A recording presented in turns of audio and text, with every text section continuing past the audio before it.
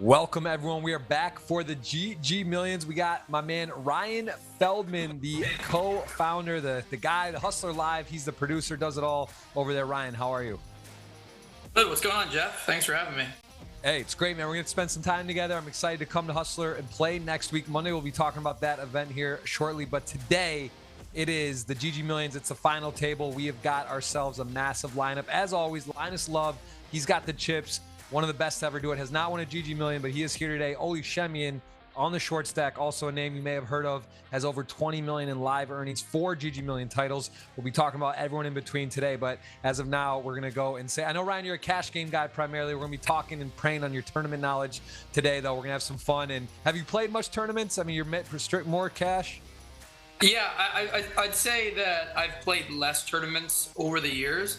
Yeah. But when I first started getting really into poker, I'd say 10 years ago, 12 years ago, maybe even a little bit more than that, I was playing a lot of live tournaments on the East Coast. Right. When I moved out to LA, I was still playing a good amount here and Vegas during the World Series. Well, But then as you play a lot, you know that's a big prize pool online. 2.4 million up for grabs in the prize pool. 484,000 the first. There's a look at the payouts, 1 to 9. 60K locked up. That's 6 buy-ins, all the way up to 48 buy-ins and a 10K online. What a time to be alive. I mean, this is crazy to think. I used to grind online tournaments back in the day, and you wouldn't see a prize pool like this except for a very special edition. 242 entries. That is a lot. 9 to 242 remain. Of course, Triton going on. Big shout out to Chris Moneymaker, podcast guest, also been on the GG Millions here doing the commentary. Booth Magic is real. He just won 900K in the GG Millions live from Montenegro. Congrats to Chris. And today, Linus Love took second in the 200K Triton Invitational in Cyprus a few years ago for 3.9 million. Is your chip leader a guy you might be more familiar with because he's a cash game phenom, and you're aware, and you know, just an all-around talent. He's got the 95 big blind chip lead deck. Schemion, 2 blinds. He's in a bit of trouble, but hey, if anyone could dig it, he could do it. He can come out. Chris Moneymaker was at 1 big blind the other day on the bubble, I believe, and came back on the river, hit a 3-outer, Queen's Ace Jack, came back, won the tournament. So anything can happen. We're gonna do a draft. If you're up for that, Ryan, we're gonna go for it. Yeah, let's do it. I'll be seeing you in LA. We'll be cashing in on that either way. So we'll do that, and I'll let you kick it off with red or black. I will go black. All right, black it is. I got red. We are seeing an instant open from Barak Wisbrod, who has got a lot of chips and one of the very, very accomplished players. Seen a lot of him on the GG Millions. Has not got a title, if I'm not mistaken. He does have 10 final tables. So let's see if this is his 11th or 10th is the charm. I believe it's his 10th today. So he is going to open and get flatted. A little bit surprising that it's not a 3-bet. But again, Queen King, they're deep. 2 of the chip leaders, one of those spots where he likes his hand and knows that Barak's going to be opening pretty wide. So thinks he does maybe just well about that. And some other players going to be tight behind. So he does flat, does outflop Barak. And now Barak super deep, out of position with 6s. Does he want to take the lead in this board or not? It's really cool just to be able to see whole cards, and makes it more fun to commentate on. And also, I'm sure you and the fans learn a lot just from watching these like end bosses play final tables for this much money. I joke about it with the booth magic, but this stuff does happen. A lot of success. Again, a lot of times it's top tier players that are on here. Not saying there's reason why they're just crushing right after, but we've seen it. We've seen players that have come on and just dominated soon after, winning mains, winning different tournaments. And of course, when you're some of the best in the world, that doesn't mean this is triggering that. But again, I think it is nice, like a forced study session. And by the way, you did win the flip. So I think you said black, correct? It is black flop. So you get to choose. Yeah. You can either choose first, or you can get the second and third pick. And then we alternate all the way after that. So you can choose first pick or second and third. That's how I like to do drafts too. All right, I'm going to pick first, and I'm going to go with Linus Love since he's the end boss and he's got a lot of chips. He's got almost 100 bigs, right? Yeah, that is correct. That is a good pick. I will then go for chips. And, you know, Brazil, I say it all the time. My wife's Brazilian. I'm biased to Brazil. We always see Austria and Brazil at this final table. We see that again today. And LisFlower, who is going to check back, get a winner. I'll take Barak and LisFlower. That's a lot of chips, but that's I'll take those 2, and then you get to go now. All right, I am going to go trying to look. Oh, so Schemion, Linus was the chip leader. Okay, I'm just looking at chips here. You can wait a sec if you want. We got Ole going all in. I mean, I don't think you're going to pick him even if he quadruples up, but could be someone else involved. So you're if he had a lot of chips, I would, man. Ole Schemion is old school. I remember him playing the Alpha 8s when you used to play them back in the day. Yep. Yeah, he's been around. He's got quite a resume. Stylish too. Yeah. He's got swag, you know what I mean? He's just one of those guys that kind of has it. And he is going to be getting in the tank. Looks like a disconnect. Niko in the small blind. Can't imagine is going to continue on a little bit of a, or is that Nike? Brutal. Nike Milio. Yeah, it looks like disconnecting. Not a good time to disconnect. Disconnecting, playing for this much money. Yeah, not fun. Hopefully gets his internet back there. Want to welcome everyone in the audience to let us know where you're watching from. Thank you for joining. Ryan Feldman joins as you are going to be seeing a winner today and a lot of money, almost $500,000 USD up for grabs. Tweet is out. Jeff Gross Poker pin tweet. Deuce 5 off will complete three-way here. Jack King needs help. Ace 9 in the lead. Space, another player we've seen so often. I want to say 18 final tables. I believe 9 last season, 9 here in season 2024. This is episode 52, and he is going to make the call. He does have the best hand. Gut shot pickup for LemonHouse.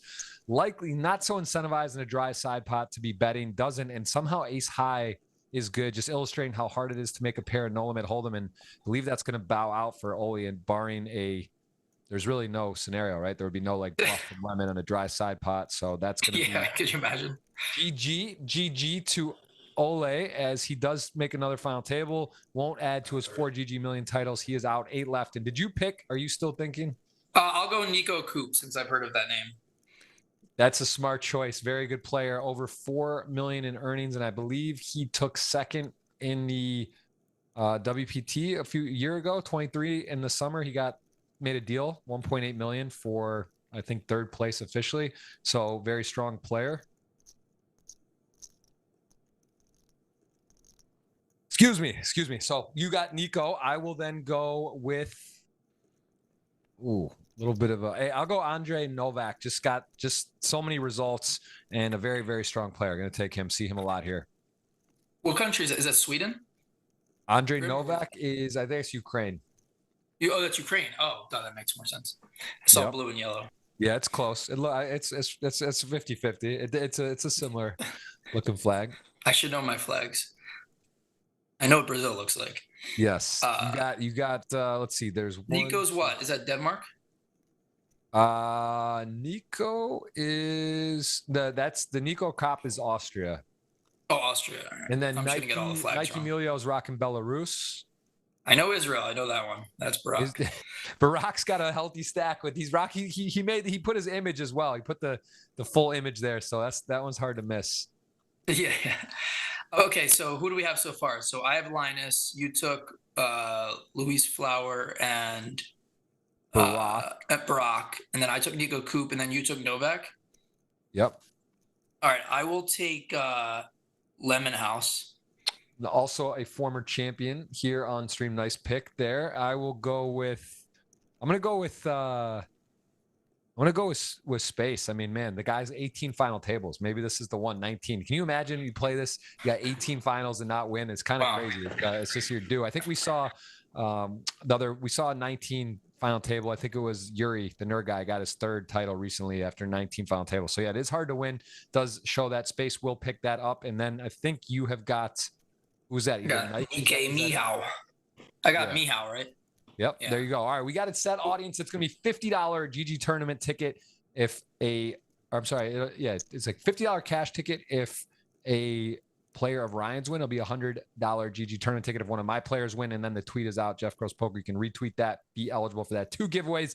Let's see what's going on here as Niko is going to have the ace-6 suited in the big blind against LisFlower's Jackson. LisFlower doesn't have a real name, but if you were to look at the player, it is a very strong player. And I'm going to give you the actual name. Did Felipe Boyanovsky from Brazil, took second to Nacho in the 50K for 745,000 just recently in the super high roller at the EPT. So plays 50Ks. I mean, got to believe his 15th Brazil, I think, all-time money list. And very, very talented player, showing us that he is not afraid, and he's in here battling, has a good situation on a scary board in position right now, does have the best hand, although Niko has a little bit of showdown value. Let's see if he's going to try to, he is going to take the lead in the hand. I like this, accomplishes a few things, right? You're going to freeze sort of an overpair that you're losing to that can't really go crazy. And then also you're going to put some pressure on,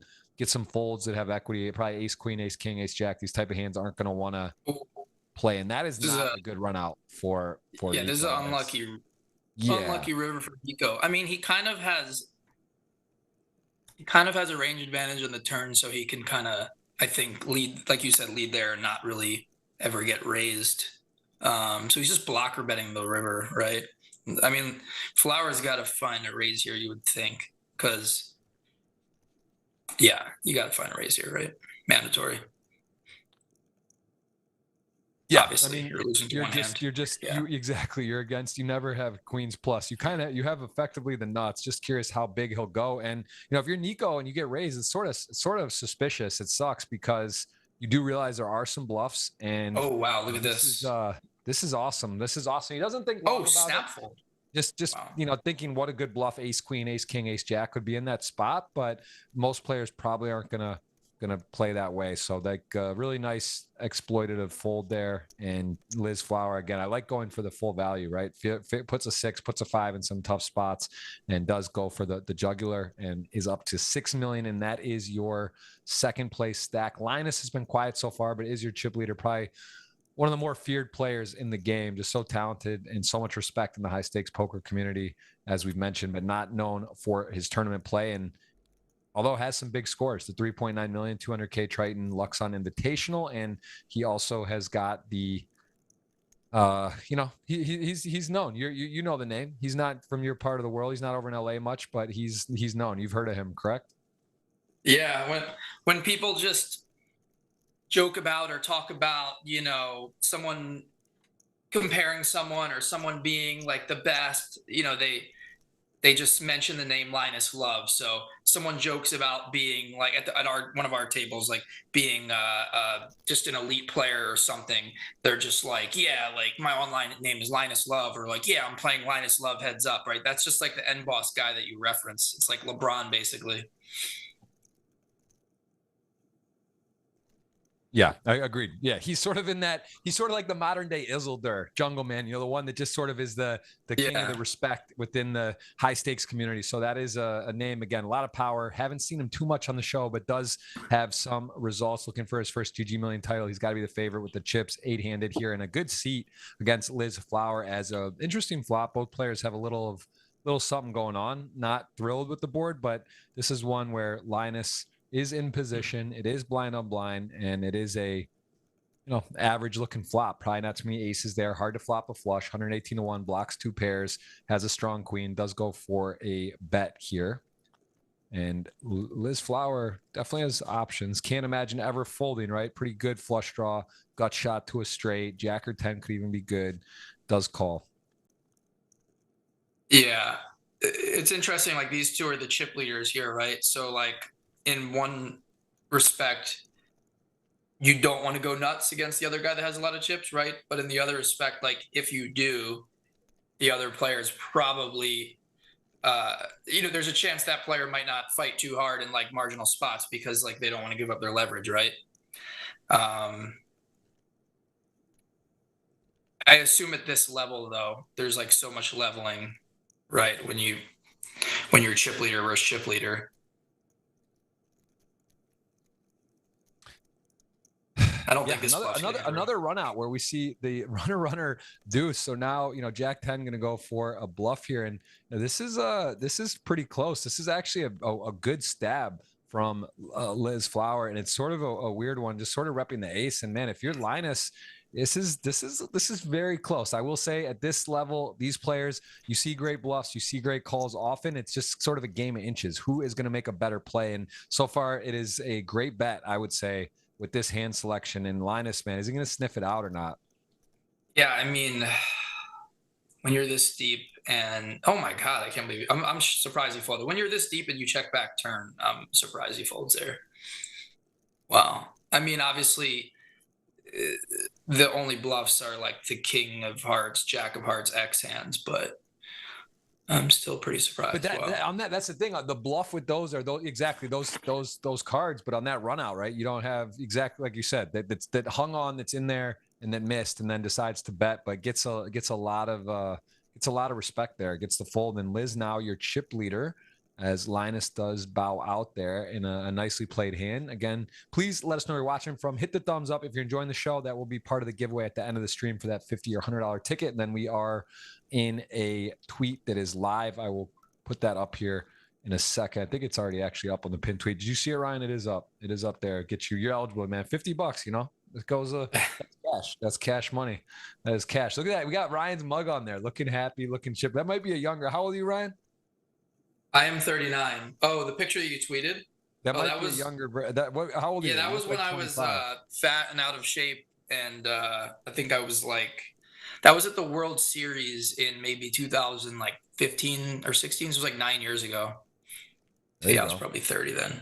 There you go. You got your eyes eyeing up the money on the picture. I like it today. You got your eye on a dinner bet. We're gonna have ourselves some fun, and you got a stream. Tell us a little bit about those that are watching that know you produce Hustler Casino Live. You have the cash game show, some of the biggest games that run in the world regularly. How often are you doing the show a week, or is it sort of intermittent on different days? We do every weekday. So we are Monday to Friday every single week. We take off maybe like 2 or 3 weeks a year. But yeah, we're every single weekday, 5 p.m. Pacific. We go 5 hours every day, 6 hours on Fridays, sometimes longer. Yeah, it's just super consistent every weekday. We got our $1 million game coming up in a couple weeks, May 28th to 31st, $1 million buy-in. And yeah, we got something special with you coming up next week too. I didn't want to put on a tee for you, but we had to do it. I was waiting for you to say that. First time I'll ever play Hustler Live. It's been kind of the timing. When did you guys start? What year was it? A few years. When did it actually go live? Yeah, August 2021. So almost 3 years now. Okay. Yeah. So I had a baby, live in Miami, so it's not super convenient, but this is a special one. Helmu's going to be there. We got some other big names that will be confirmed here shortly, but that'll be fun to play on a streamed event in LA on Monday. And that will be, let's see that Monday with what time did we even set the official time? I don't think it's official. Well, it starts streaming at 5. We start playing before that because on delay, but the stream airs on YouTube at 5 p.m. Pacific on Monday, the 20th. So. Yeah, that's going to be fun, man. That'll be a lot of fun. What's and the $1 million game? When is that? I'm sorry. When is that? When can people? May 28th. Wow. And the lineups shifted a bit. Who are some of the confirms for that? Yeah, we're still confirming some of the people day to day, but some of the big names that are for sure confirmed. Alan Keating will be there at least 2 of the days. Texas Mike, for people that watch our stream, they know who that is. He'll be playing. Brandon Steven will be there multiple days. Santosh, anyone who's been watching, cash games over the last. All great. These are all amazing names. Amazing for the game too. Just fun and play hands and. Yeah. Doug Polk will be there. At least 1 of the days, possibly 2. Action Dan, people that have been watching our show know who that is. He'll be there. We're hoping Tom Dwan, but need to confirm that still. So we're hoping so. So those are some of the big names. Stanley Tang will be there the last day. It's going to be fun. It's going to be a great week. Some massive stakes, massive games. Going to see some 7-figure pots, I'm sure. Very excited. Just a lot of work and a lot of, last minute details to work out and all of that, but very exciting. Is it more stressful to do a big one like the $1 million just to get everything organized, make sure everyone's confirmed, people are kind of pivoting around, or is it really just kind of the same thing like with day to day for you? No, it is a lot harder, a lot more pressure because there's just a lot of pressure on getting it together and making it successful. If a couple people back out, if certain people back out, then all of a sudden, like, the game falls apart and there's just a lot of pressure. It's like the Super Bowl. We should probably get to this hand and then we can get back to it. We got set versus top pair here. Big spot for my boy Niko Koop. Look at this dream spot. Yeah, I mean, this is one of those ones where calling, closing your eyes, make a ton of sense. You're going to let some bluffs that some of his broadways that miss that just kind of shell off. And obviously an ace at this stacked up with this position, you're just kind of never gonna get your opponent probably to fold. I mean, like it just the stack to pot ratio is one, literally like 1-to-1. So gonna be kind of hard. I mean, I guess there's some worlds where Liz like checks and then could just call the river. Oh. That is a version, but at the same time, does now interestingly enough, does Niko get to how does get the most money? And if checks, would maybe Liz just jam, thinking he has a king X somehow? So I'm curious on how this will play out by Niko, who does go for a small bet. And honestly, Liz may just call, thinking you saw this attack that small bet into the pot before blocker betting. So let's see. This is very, very curious if Liz just calls or if goes for the enchilada here. This is tragic if he doesn't get the full double. Yeah, I mean, these guys are obviously very good, so it's hard to get max value a lot of the time, but is there a world where he makes it like 280 or 270 or 300 and fold to a shove, or is that just too crazy? I mean, is this is high level stuff. This is what's always fun. Okay, so he is going to get it after all, and I think there really is a consideration there. Nice hand by Niko. Way to really maximize getting paid. Liz did look like had a chance to get out without full doubling on the river there, but as played, you can't blame him for attacking. Does beat a lot of those blocker bet hands as Niko is in a whole new position. 1.6 million, really nice hand. LemonHouse with kings before, shot it up, took it down as we are in a still 8-handed game. We had only Schemion bow out 2 blinds, couldn't moneymaker the run of Triton just the other day and spin it up, but is out to everyone's.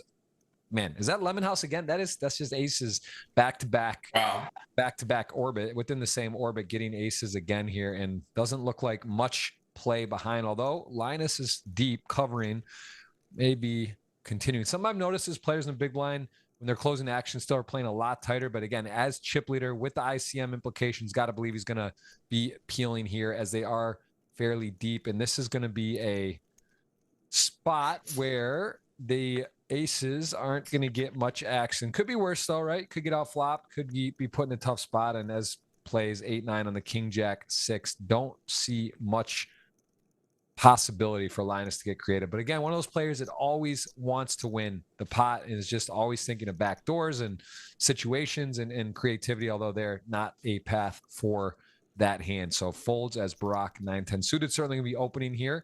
And we have got another hand that does not have much playability, as we're going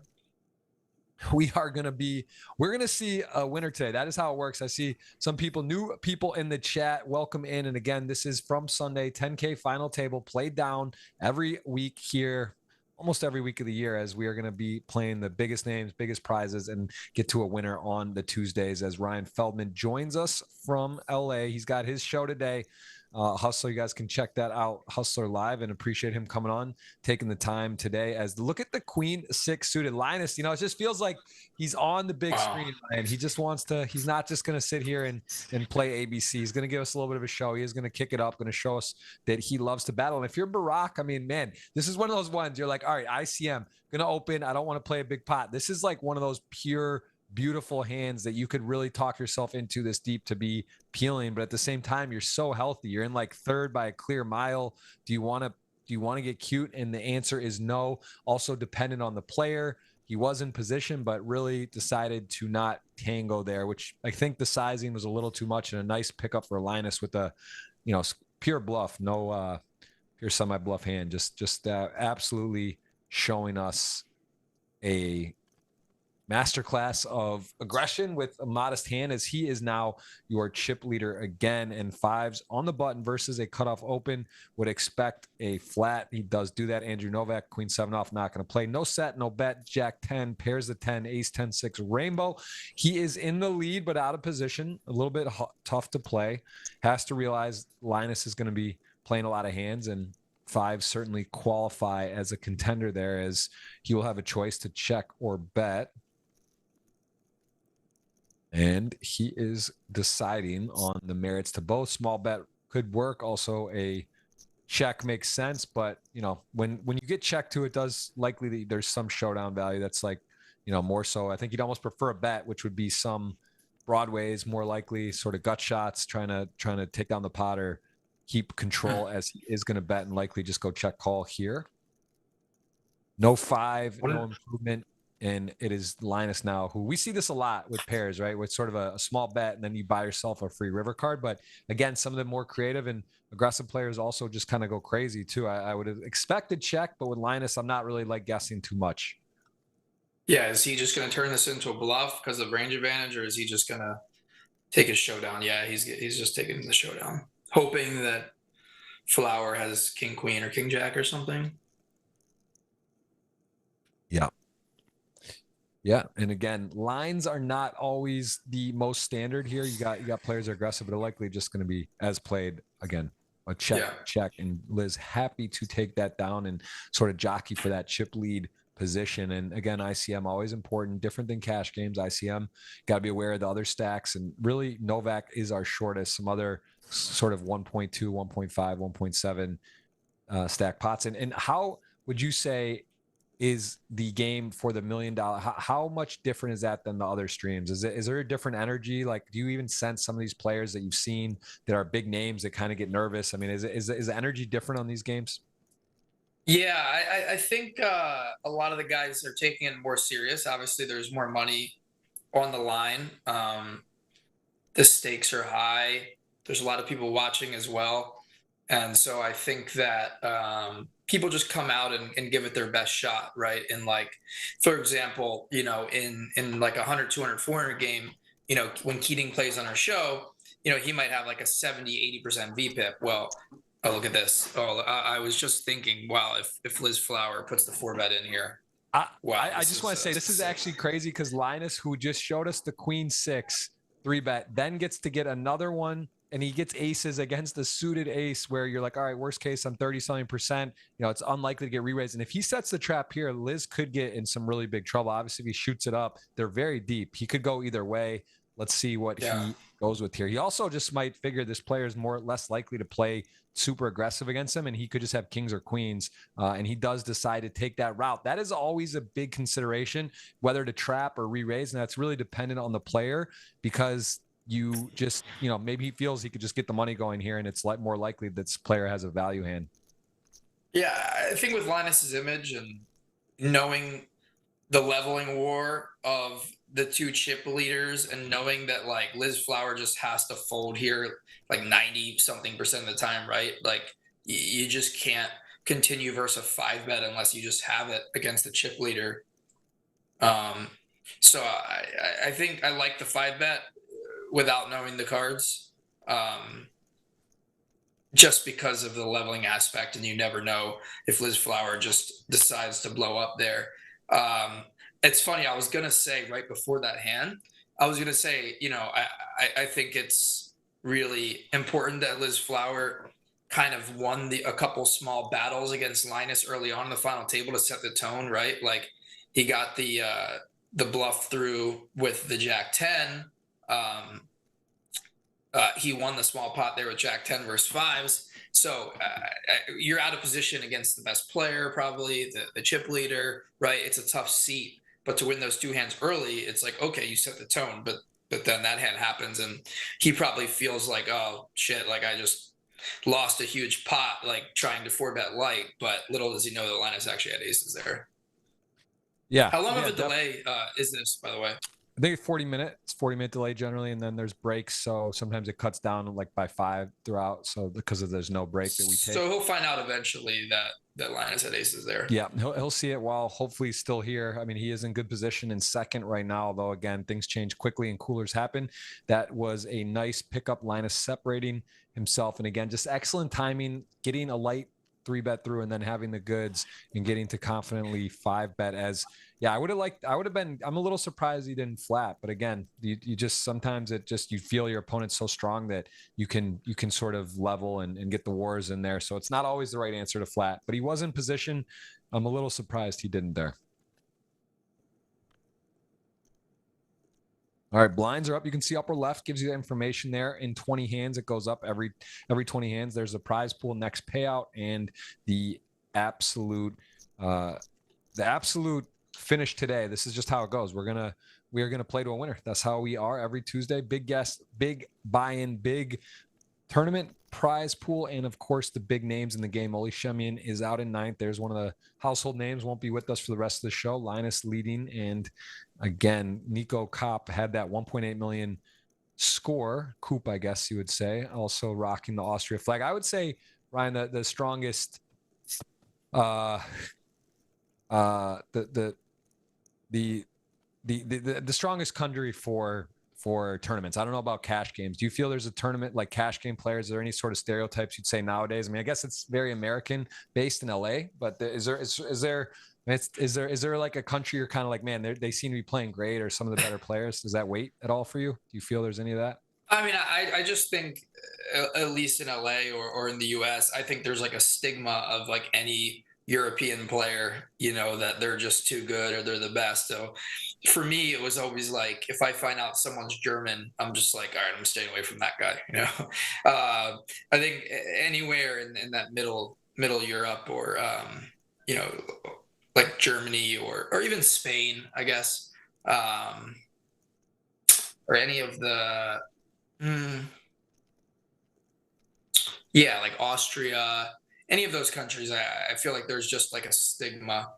Not as strong in like Britain or Asia or Australia or anything like that, but I just think it's a lot of the Germans and countries around that region, that Poland, that you kind of get that stigma of like, okay, like this guy came to LA to play poker, like he's probably really, really good, right? Right. If you travel that far.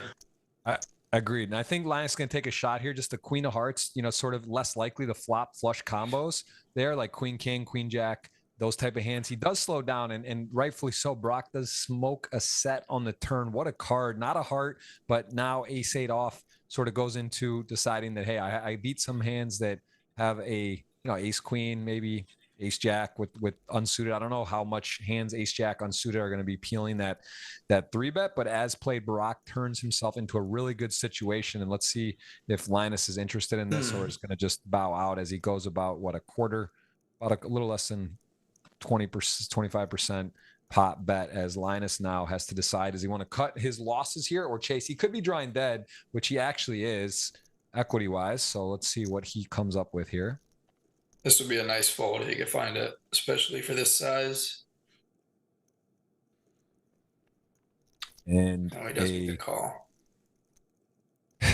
Interesting river, as the hearts do peel. I mean, the sixes don't like this, because now they go from having close to the effective nuts, obviously against the flop flush, they're behind, but they had a set of sixes. Now any heart higher than a 6 would lose to. So this is going to change things, maybe just slow stuff down, unless Linus decides to be the aggressor in this format. He was the aggressor on the big 3-bet pre-flop. So he does check, and it's going to be snap check back. Barak will win and put himself in a whole new position, over 5 million chips. And that does kind of tighten it up with those top 3. Nice pot there from Barak.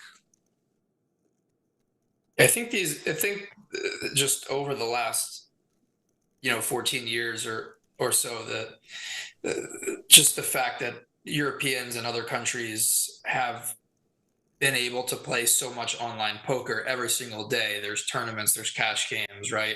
You're playing against a lot of good players. They're getting so many hands, and these guys are just so much more advanced than most players in the US, right? Where in the US, I think poker's turned more into game selecting and all of that. Where in Europe, like, everybody wants to battle. It just makes those guys so much better on average than the Americans, I think. Obviously, there's some really good Americans out there, but I just mean the average American that's playing in a casino at lower to mid stakes isn't quite as good as the average player in Europe at those stakes. Look at this, we got an all in. Wow, tens, king jack. Can't blame Novak as the short stack. Needs help. King jack, tens in the lead. 6 outs, 2 to come. Needs the pure 6 outs, 1 to come now. King or jack, or we will see the 8th plate. There it is. Just on the river. Just you can't blink. The slow peel comes right off, and Novak is in the game. Space. There, you talk about how can you go to 18 final tables, not have a title. Those hands matter. Look at that. He had 2.4. We're down to 7 now. He is your short stack with 8 left. So again, variance is a big thing, and you can only say you put yourself in position to win. He's doing that. He's there again, but now is your shortest with 8 remaining, and Space is looking for that title, as are many players here. We did mention a few players have won before. Ole was one of those. He is out. Andre Novak, if I'm not mistaken, has at least one title. He has got in season 2. He does have, or I'm sorry, no, this season he's had 2 final tables and already made a win. So that is another winner in the LemonHouse has won as well. So one of those players. Oh, and GGMillion also won. So there's 4 players that have won that are in the field today, as we are down to 8 players still. Ace deuce suited. Going to go ahead and pile it in. Look at this, Ryan. This is not a conventional 3-bet jam off of this stack size. It looks like he open limped the button, actually. Novak opened up the button. You're right. So, which is interesting. I'm sure you see a lot of that, more often these days in these tournament final tables, something you don't see very often in cash games. But, I guess you see at this level, especially with like 20, 30 big blind stacks, right? Yeah, I'm sorry. That was sub 20. It's 40-80. So he's limping off 1.5. So he's actually sub 20. Ace deuce suited, just thinking. Yeah. Probably not a lot of traps. The traps that are there, ace king, ace queen are not going to be limping those exact situations, right? So I think that's actually a really good shove. You got a lot of like the moderate hands, the sort of suited Broadways, or even against hands that somehow trap. You're doing pretty well with that suited wheel ace. You're not in that bad a shape, and you're just going to get folds most of the time. So really nice shove there from LemonHouse. I like that. I like that play. You see that a lot around that stack depth. People open lemming button. I mean, no, I wouldn't say a lot. It's definitely not abnormal, but it's also I'd say the ace deuce suited more so, right? To follow and just rip that in there against the limp. But we are going to see another all-in. 9s to jack. Space in trouble, needs 2 outs. He's got 5 cards to do it. Not on the flop. Covered on both flush draws. Diamonds no good. Picks up the 8s as outs. 6 outs with 1 to come, and it is a face card. That will be GG for Space, who has, again, 19 now. I think final tables, no titles, but a very impressive resume, and adding to his super million GGMillion earnings. I mean, just impressive. You got to give him credit for the final tables. Hasn't quite got the win, but a really, really strong player. You can see the earnings there on the right side of your screen fanned out, how much he has done here in the GGMillions. Very, very impressive player, as we are down to 7, and Linus going to go ahead and have his opponent just pegged there. Just seems like Linus is he's in good form, and here he goes, ace 3 off under the gun as chip leader 7-handed, and there is some real hands behind him. Certainly don't think it's going to get through. Just a matter of Novak gonna go ahead and kick it up. Barak is a roadblock behind either way, and he does go for it. I like this raise from Novak, though, right? That he is understanding how wide Linus is going to be here. Definitely a good spot to pick up chips, although, of course, timing not great, as Barak wakes up with the real hand. Oh, wow. So facing a open and a 3-bet. So he goes with a smallish 4-bet here. Because Novak only has 12, 13 big blinds behind. Yeah. And this is frustrating for Novak, because you kind of realize that this isn't great, but you're also getting such good price. The problem with the peeling here is that you just don't know where you're at. You're either against like jacks plus or ace king. So like you hit the ace and you're dead, or you hit the whatever, or you hit a you start getting real specific. But the price is so intriguing to flop. Yeah, the problem is the price is like 15% of your stack is how much more you're calling. So I think you just have to let this go, even though it's so intriguing. Like Barak is never. Oh wow, he does. Wow. Call. Oh my God, what a This flop. put that in the highlight reel. You might as well go ahead. And this is like, you can't, if you're Novak, you get the king 10-10 and you're drawing to 1 out. And that is a wild deal. That is on there on the top flops, I would say, that we've seen on the show. I mean, this is just absolute carnage. Wow. Like, I saw the 10-10 and then I thought for a second, I was like, oh, wait, it's not ace king. It's not aces. It is actually kings. Man, savage. That is doesn't seem like a real flop. Seems like a entertainment flop. But this is a pretty sick cooler when you peel this 4-bet on this stack for Novak. He's gonna be shocked when he finds out he's losing this hand. Right. The king 10-10-6. It's literally one hand. This 4-bet pre, it's kings only. You know, you're gonna be against ace, king, aces a lot, somehow queens even, and you're just like cruising, but you are seeing that what, and then the check on the, I mean, this is just to absolutely feel good. And Novak may just go for, you know, I don't think he goes for all of it, right? He's going to go for, he thinks maybe his guy has queens or something like this. I mean, he only has a little over half pot left. So, yeah. I mean, he's getting aces and ace king to snap here, obviously. And that is a hand that Barak can have when he 4-bets. I mean, it looks more like queens or jacks to me, how played. I mean, unless obviously kings, which would be specifically a hand that could check back and just like take this line. But a shove, I don't know if he goes for all of it here. I think he goes for like something smallish and tries to get called, but he does leave himself. I mean, he also has an ace, so it blocks aces and an ace king a little bit. But yeah, he is going for all of it. When you get raised here, I mean, I guess you just, you snap it off. You don't even really, you just like, whatever. It's a moot point, but that is a sick cooler. And that is going to be what WTF, the D-Negs with WTF, very relevant for that situation. Good game there. 7 plays. Novak over 14 million in earnings on GG. Very impressive player. Wow. That's crazy. That is crazy. When you start thinking about that, and you're like 14, that's on one site. There's this site, that site, other sites, been this, there's live poker. I mean, that is a crazy stat. Oli Schemion also over 20 million in live earnings. And on GG, Oli Schemion with right about 14 million in earnings too. Just crazy to see how talented and how much volume these guys put in. And again, this is definitely the Super Bowl, the world-class players playing the 10K on Sunday here every week. Very, very, very strong players. And of course, satellite options as well. You can get in. There are occasionally players that do that and come in and battle with the best here. Who's the all-time leader in GG tournament earnings? It's a good question. It's up there with, I know Artur Mortarisian. He's got like 8 GGMillion titles, and I think he's got like 30 something million that I've seen. I'm not sure if that's the record. Nicholas Ostad also very high. Maybe some of the audience can help with that. I'm not sure specifically the total, but I know there's definitely some 35 million earnings on GG as we see a 7-3 Linus take it down, bottom pair there. And him and Barak in good position. Who's on your show today, Ryan? Who you got lined up? So our Tuesday game is arguably our most fun game of the week every week. It's a unique structure. We do it the blinds like short deck, where everybody is $25 and the button's 50. So every hand somebody has money in the pot.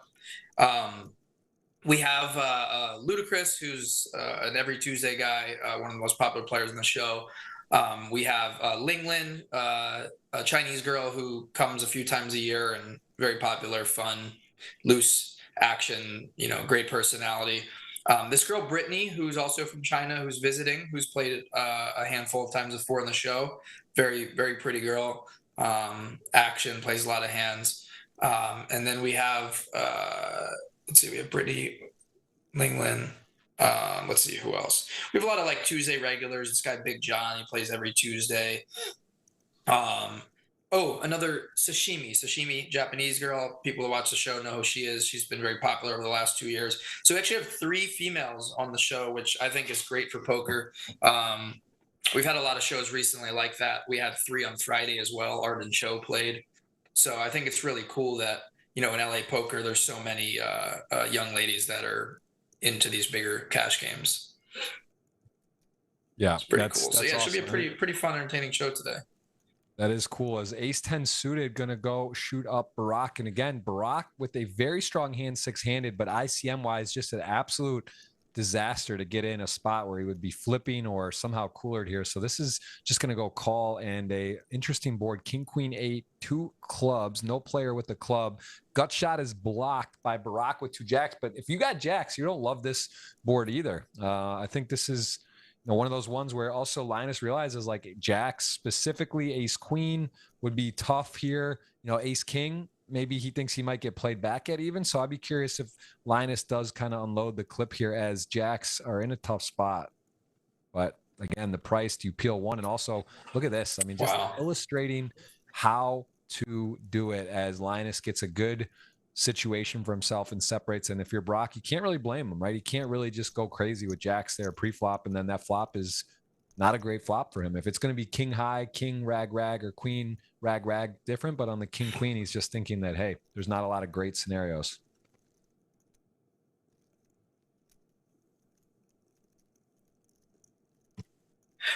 Linus looking good here. He separated himself from the field. 6 left. Ooh. What do you do here if you're Barak? You're second in chips. You have over 70 bigs. Buttons shoving 12 big blinds. Oh, he does fold.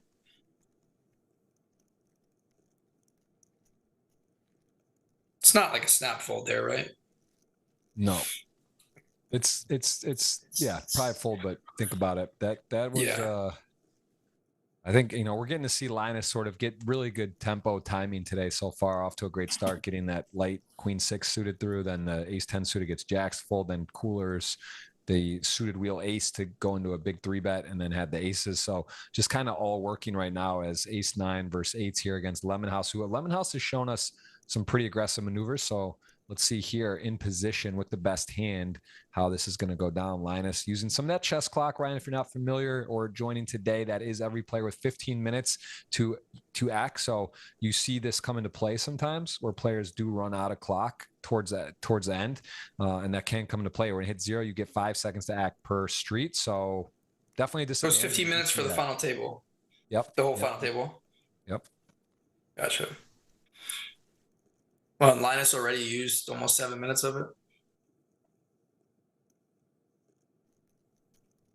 Yeah, he's used some. He's definitely used some. He's used about half so far, as you see all the other players with the majority of their clock. LisFlower, who, as I mentioned, is Philippe Boyanovsky, 15th on the Brazil all-time money list, just took second to Nacho Barbero, also been a guest on the show on the GG Millions, and has had an immense amount of success recently in Triton in particular, winning the 50K in multiple other tournaments, including just now beating Philippe heads up at EPT. So again, anyone who's playing 50K live tournaments gets a lot of respect in my book. That is off the get-go. That they know. Nacho's awesome.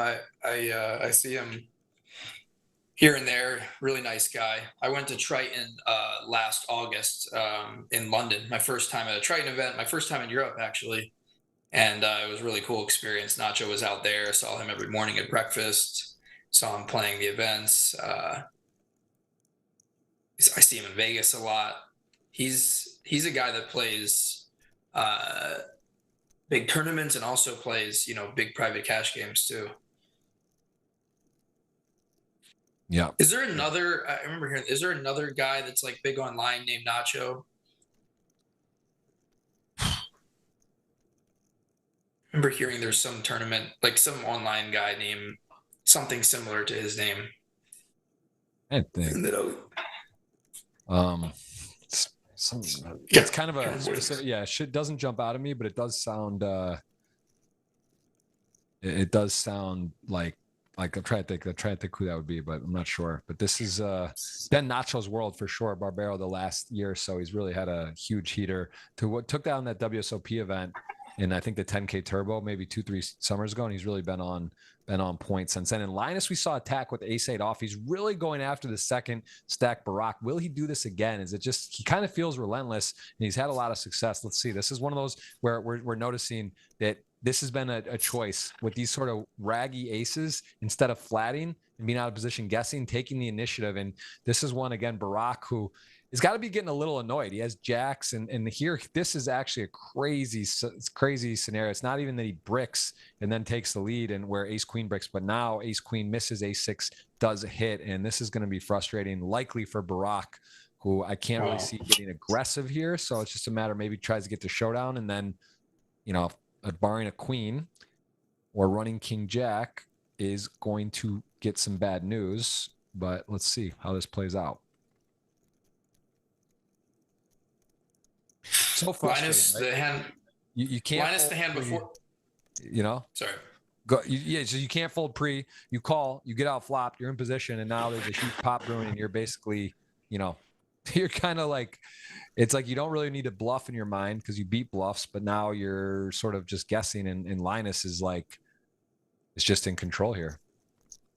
I was going to say Linus got a nice bluff through a hand or two ago against, or 2 hands ago against LemonHouse, when LemonHouse decided to just peel eights off a 30-ish big blind stack. And Linus had ace 9 off and just barreled flop and turn and got him to fold the best hand. So if he can get value here, well, he folds anyway. But just winning this pot, you know, winning that, just things are going right for Linus. He's in control. He's got all the chips, all the things are going his way. Like, it just seems like this is his final table.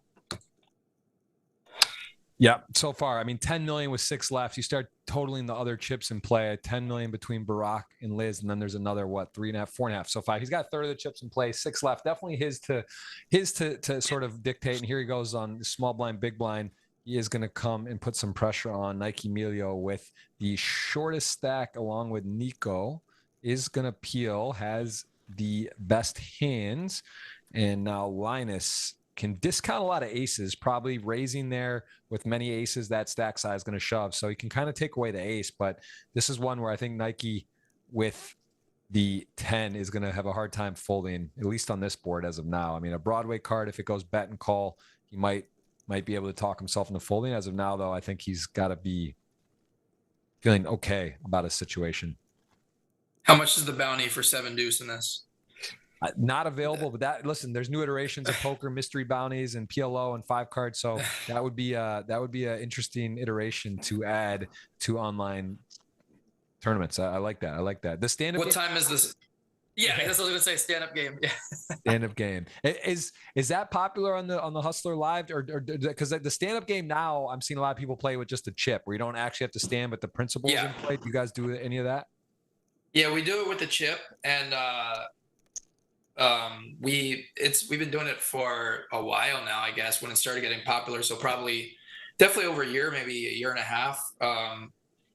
It is very popular. So, you know, typically we just leave it up to the players, and when they decide they want to do it and how much they do it, and we start it. But yeah, I mean, we've had some shows where we've done stand-up game the entire show. We've had some shows where we've done progressive stand-up game where you can win multiple buttons. Probably at least half the shows these days, they do it at least once or twice. So it's become crazy popular. We only did it. See, it's bad for our cameras when the people are actually standing, but if they really want to do it, we'll let them do it. But there's only one show that they actually did it standing, and that was actually the $1 Million Game last year. Everybody stood, which was pretty cool because they're playing for, I don't remember how much it was, maybe $6K a person. Yep.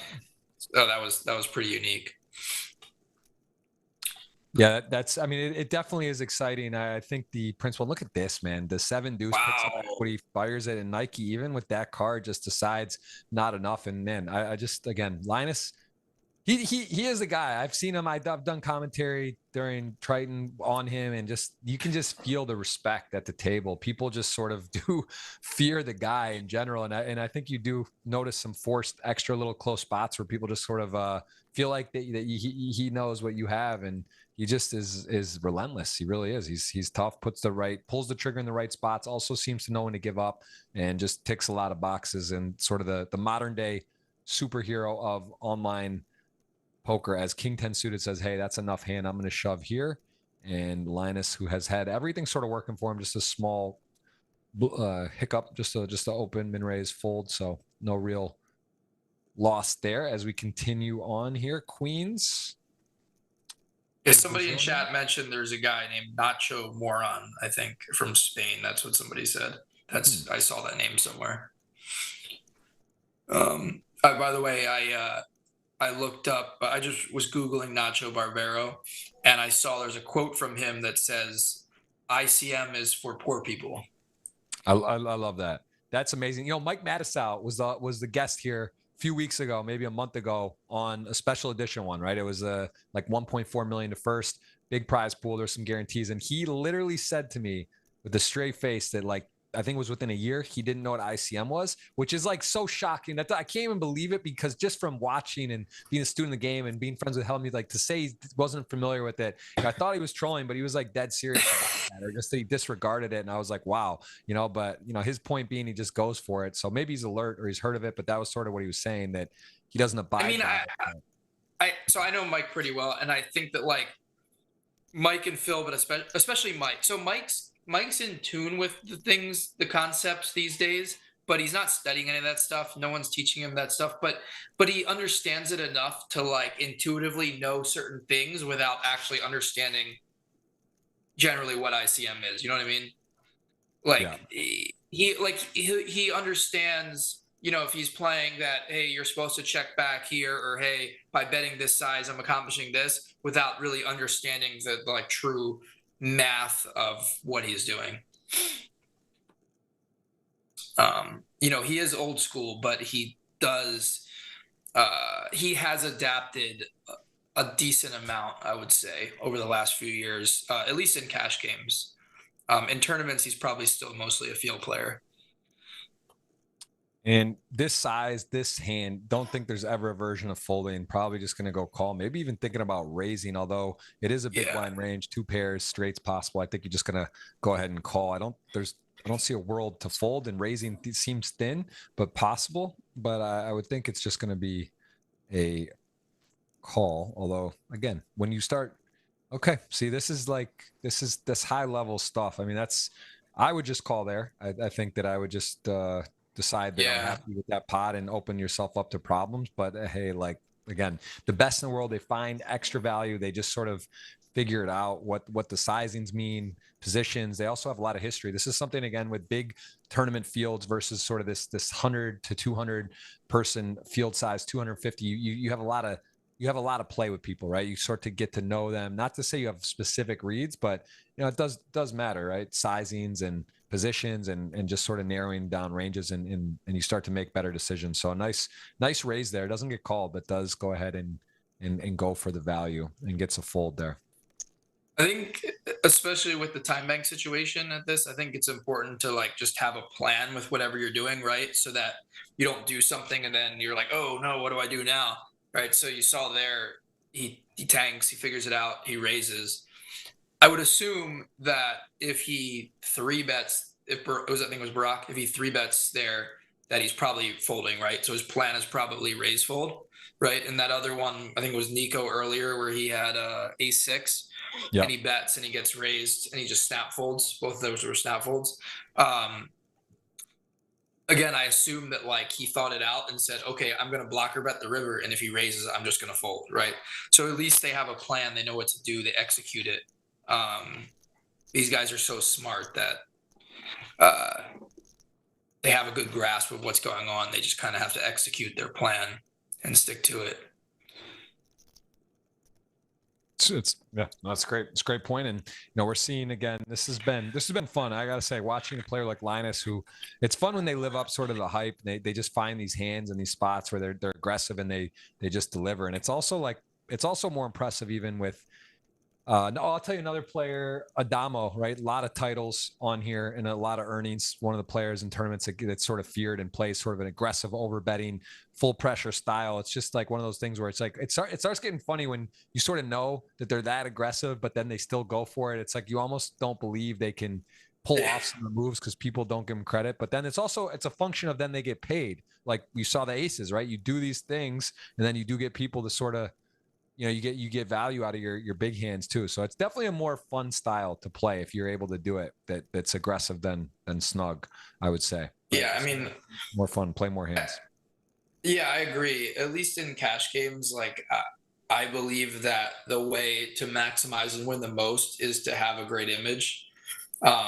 Because if you're just like snug and you play solid and you grind and win small amounts here and there, it's just like when you get into the really big spots, you just like don't get paid as often.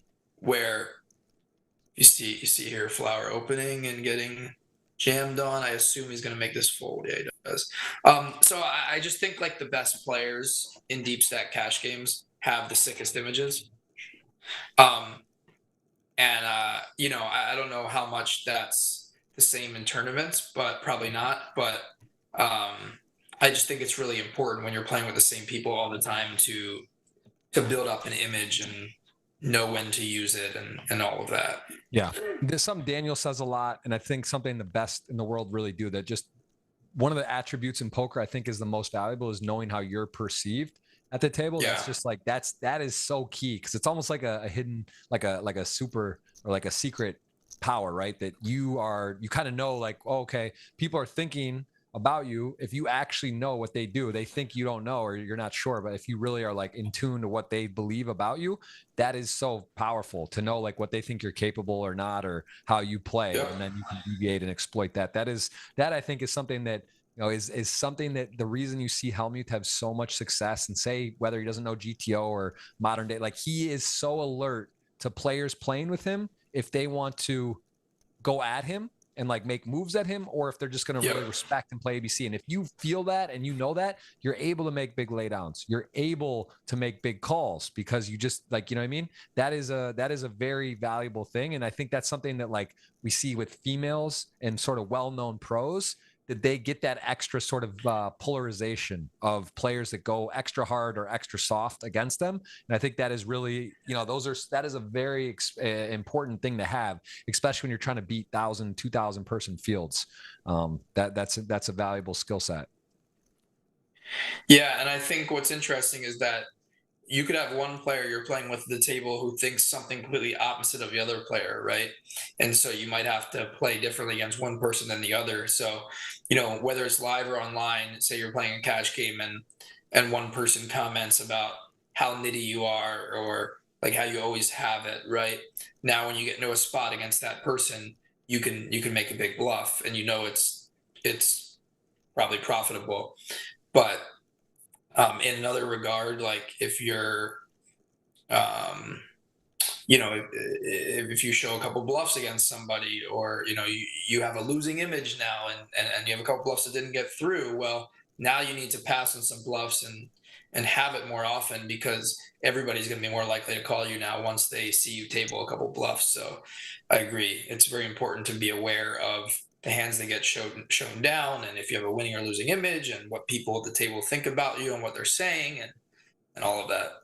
There's so much leveling that goes into these games when you're sitting at the table, especially it's like, yeah, in like a certain session, right? It's a relatively small sample, and people might overreact to one or two or three hands that you played. Where if you're a really good player, you're probably more balanced than that, and it doesn't matter. But you have to be in tune with what people think. Yeah, it's a great point. As we see the 4-7-4 queen, 3 in the mix against 8s, an innocuous king as played. The 4-7-4, very good flop for 8s, and he is going to check back and get the Dream River. And this is something where, again, Linus knows how valuable chips are right now. 500 in the middle. There's a couple shortest stacks. 3, I'd say, basically two different games going. We got a 4 million, 5 million, 10 million stacks, and then we have 1.5, 1 million, and 1.6. So LemonHouse here, just basically the nuts as the hand is played. Of course, 8's full on a 4-7-4 king 8 board. Now, what can he go with? What can he get? How does he get value? Does Linus have anything? Can he induce him? And this, as played, shouldn't interest Linus.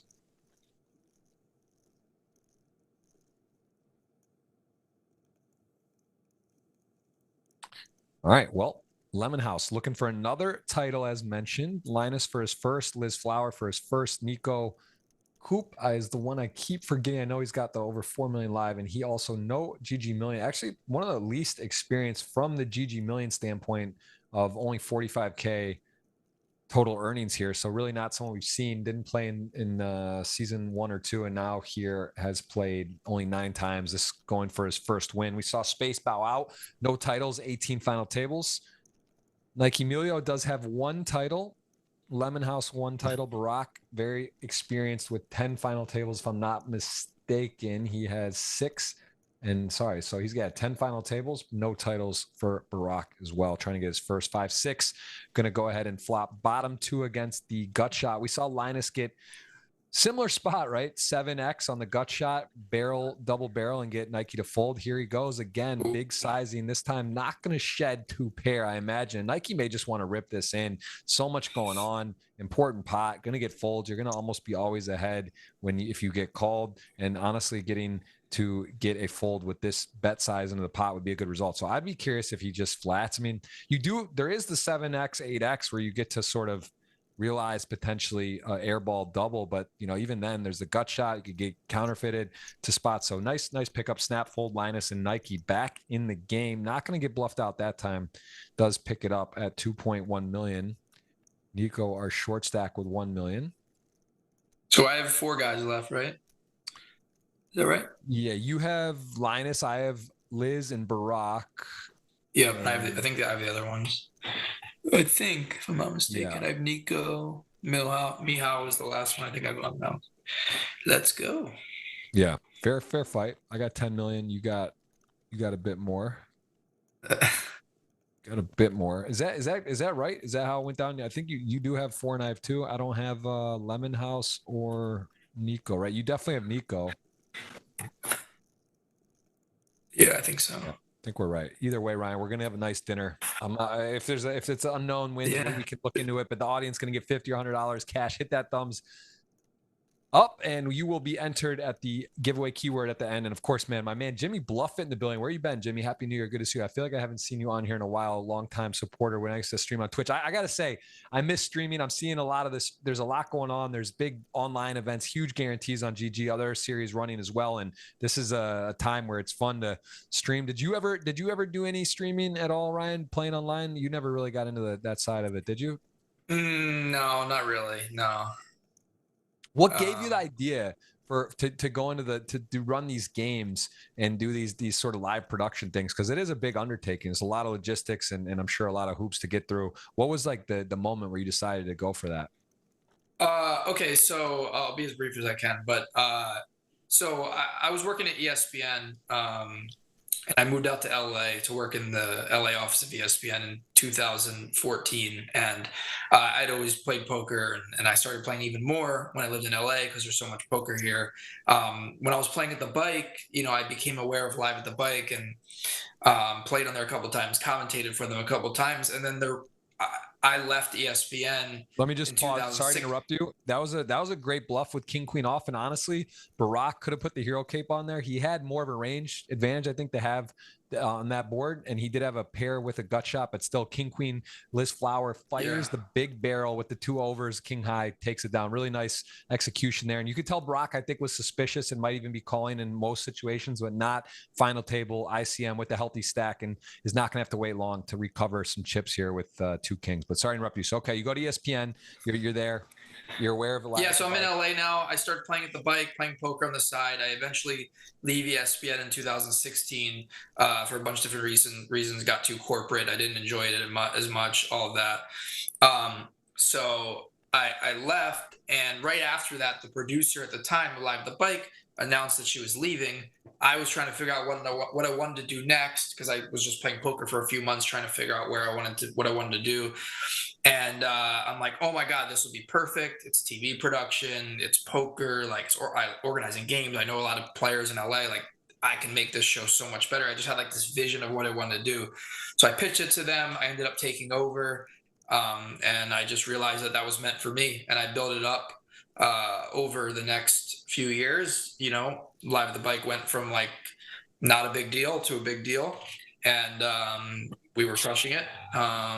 That's when we brought Garrett in, and we started bringing big names in, and Doug Polk, and Perkins played once, and we had like all these big names and 25, 50, 50, 100, 100, 200 games over the next few years. And then, eventually I started talking to my partner now, Nick Vertucci, and, I got frustrated with some stuff with the other owners. And he said, hey, if you ever leave, like, we could go start another show at another casino. We could crush it. Like, we could do so much better than you're doing now. So eventually I did it. I left. We started our own. We got it at Hustler, and here we are now, 3 years later, doing big things. Live the Bike, obviously not a thing anymore. So yeah, just kind of realized quickly that was my passion, and I enjoyed it. I love organizing. I love bringing people together. I love poker. So all that kind of came together nicely in this like niche role. And I realized how big that poker streaming could be. And, you need big names, you need big games, and a lot of money in the line and all of that. So it's been fun. We're going to see it all in here probably, right? Yep, this will be 5 for sure, as we got a ace king suited, going to want to be the one not trapping, not calling, probably just ripping here and potentially getting a fold, although won't be the case with jacks. Thinking he does have some fold equity. LisFlower has 3.5 behind. If loses, big pot, 4 million up for grabs, could be a player out. Ace king suited does not pair the flop to the turn. It needs help. 6 outs, 1 to come. You can see the percentages. Needs a bunch of help, and it is going to be a ace or king. That is going to be a knockout. That is a clean river. And LisFlower, Brazil, repping today. The Brazilians, they come in force, man. They come out here, they support, they rock. I always say at the World Series when we're there, it's sort of like they got the best rails. People just find. I feel like there's Brazilians from the area that aren't even poker players come to support, and they are in a good position today with 7.5 million. Linus Love is your leader with almost 10 million. Niko Koop is there with $1 million on the short stack. Barak hanging in, as we have seen some high level stuff. We're down to 5 players. You see the payouts guaranteed lower left, everyone in the 6-figure club, and some almost a $500,000 today. And I see a lot of familiar faces today. I appreciate you guys watching. I know there's a lot of options, a lot of content these days. And how would you say Twitch has been, and just in general, like podcasting and content for sort of poker, Ryan? Because you see it first and foremost. Your guys' number is very impressive on Hustler. I mean, again, I got 2 little kids. I can't say I'm watching all the streams. I see a lot of highlights. I do keep an eye on it, and I see the numbers are really impressive. Looking forward to play again for my first time on your show this coming Monday. We'll have Helmut. We'll have some other big names. I think we should get banners out today or tomorrow, right, for some confirmations and get that out. But that'll be fun. But how have the numbers been, and have you been surprised even at the growth with poker online and then the content? Yeah, definitely. I mean, when I started Live the Bike, that was like the end of 2016. I think their biggest show ever at the time was like 1,500 peak concurrent viewers. It was like really nothing when you think about what everyone's doing now, right? And I kind of realized what the formula was. Bigger games, bigger names.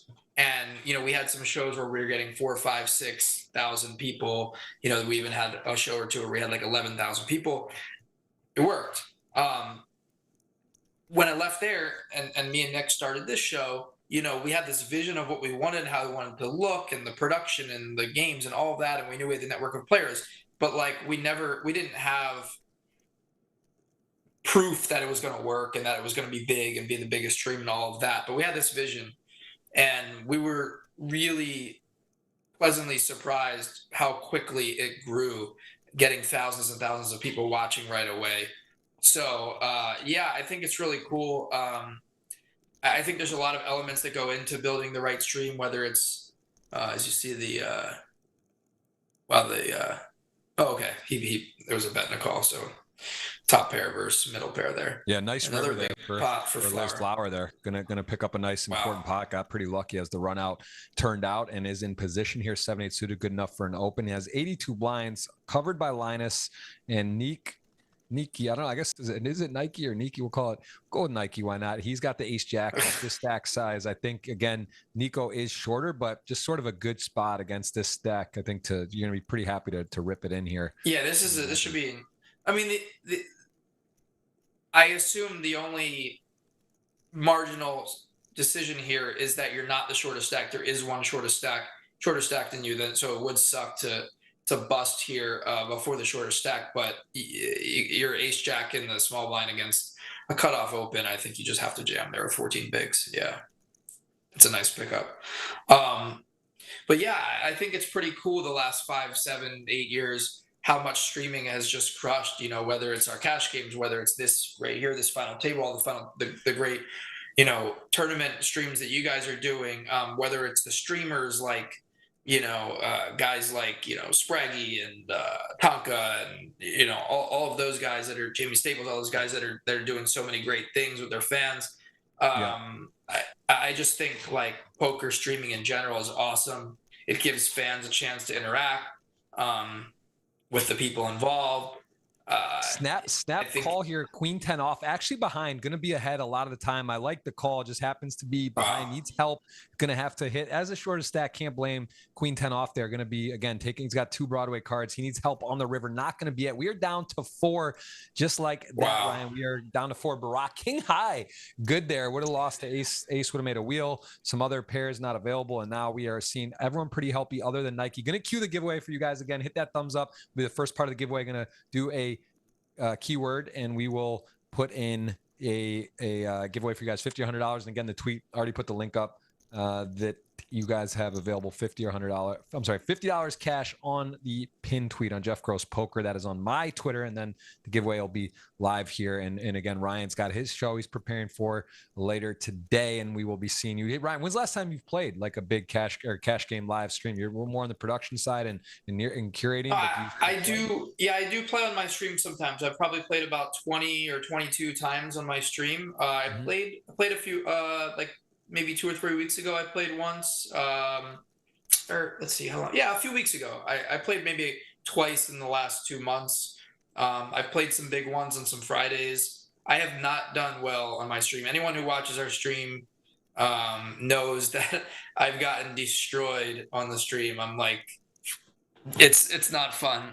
Some run bad, some torching, but you know, a lot of the games I've played in are fairly big, some 100, 200, 100, 200, 400 games.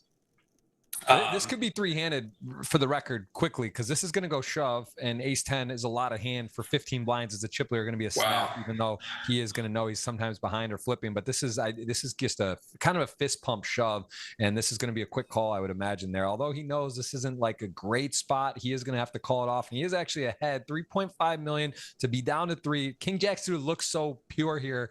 Really bad flop for King Jack suited. Now just has the naked king or jack with 1 to come, 6 outs once, all of a sudden, no pain. And Linus Love living clean. 3-handed. What time is it? What are we, an hour and 15 in? It's 4 p.m. We're down to 3, Ryan. You're bringing some action energy here as this is going amazingly fast. I know this is definitely on record pace, but again, some deep stack play now could go a while. Although when you got players like Linus not afraid and constantly 3-betting and pushing the action, it will be a function to see bigger pots, people kind of getting pushed into corners and having to make big decisions. So this has been a very special stream. Again, everyone, thank you for that. I'm going to cue the giveaway up here shortly, although we are going to, you know, it's deep stack. I don't think we're in a rush to be over in the next 10 minutes, but this has definitely been a fast start here. Anything impressed you, Ryan? Anything surprise you so far that we've seen today in this final table? Yeah. Well, first of all, I was going to say 4 straight of my guys busted after I mentioned that I have 3 of my guys after I mentioned that I have 4 of 6. But I'm impressed with just like how much Linus is dominating, making all the right decisions, the right barrels, the right c-bets. Like, he's just doing everything right. The only thing he did wrong is early in the final table, he folded king queen on the deuce ace queen board against LisFlower. So I mean, both of them I think are playing really well, and the only real misstep for LisFlower was 4-betting light with ace deuce against Linus at the beginning, and that was a lot of chips, but I don't think that that's necessarily the wrong decision, because it's going to get through a lot of the time. He just happened to have aces. So I think both of them are playing great. And I just think like Linus seems so experienced when he has chips, and, you know, obviously if he comes into the final table with 20 bigs, it's a completely different strategy, but coming in as a chip leader, like, he just knows how to keep that chip lead, and and use his chip leverage to overpower people. So yeah, I think that if he can go and run the table and win this thing, it's pretty impressive. Yeah, I mean, as chip leader, 95 big blinds to start today. We mentioned the power of the name and just put some fear. He's shown he's not afraid, but not easy to go wire to wire, even at a final table. Chip leader often isn't going to be the one that wins it, but at the moment, let's see if Barak ever leads here. Yep. Yeah, he does. Okay, nice. I like it.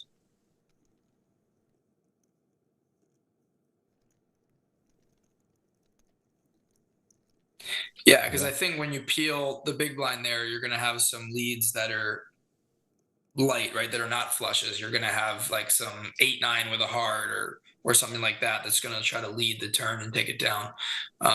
So I think you kind of have to with a small flush here. Wow, I'm surprised LisFlower did peel.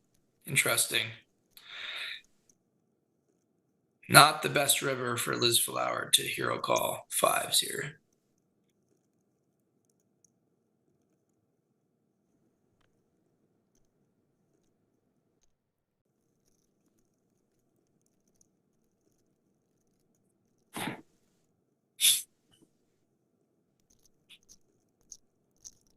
Yeah, I mean, nice. I like that. Peel one, decide. Go ahead and see what happens there. You got the best hand sometimes, and not the case, but could always make the boat just in case, and then gonna have the best hand, get a shutdown once in a while. This is actually how it all started, right? You picked first, you got Linus, and I got second and third, and we're pretty close. 13. Yeah, that's 13 funny. million versus 11 million. It all is fair. It's a sweat in the end, and we got Jimmy Bluffett dropping Valentine's Day, Mother's Day type energy, just giving us a lot of shout outs and credit there, man. Appreciate it, Jimmy, for the love, man. You've been around for a long time. Great to see you, always in the streams. Yeah, Jimmy's the man. He's a moderator in our chat. He's there every day. He's great.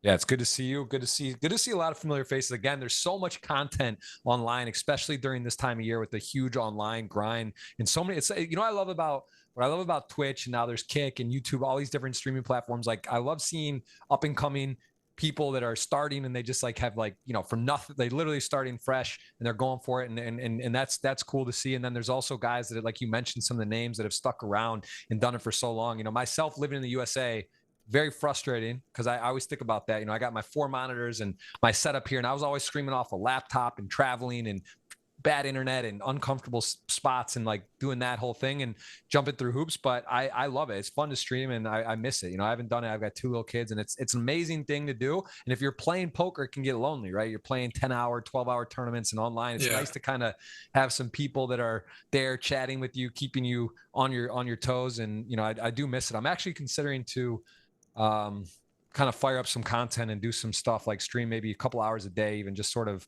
chat or review some hands from this and get some guests on. I think it'd be fun. It's just, again, this takes time. I do the podcast, and I would like that. I think it would be fun to do. And I think there is, it's just cool to see a lot of the streamers that have stuck with it for so many years. It's like, it get burned out. You see Somerville, you see guys that take breaks even, or kind of get taken out, even if you're in a jurisdiction that you can play the full schedule and the sites. It's a lot, and Lex has got 2 kids, and he's still, he's got to jump through hoops to go stream and go to the place to do it. But he just had a big win.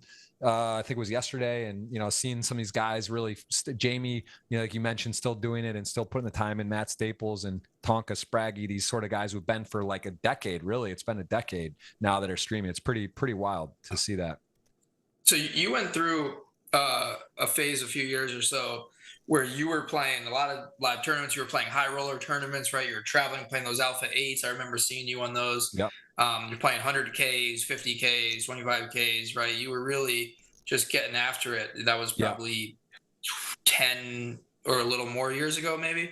Yeah, it was like 2013, 14, sort of that, like 50, those years were sort of the peak tournament play for me.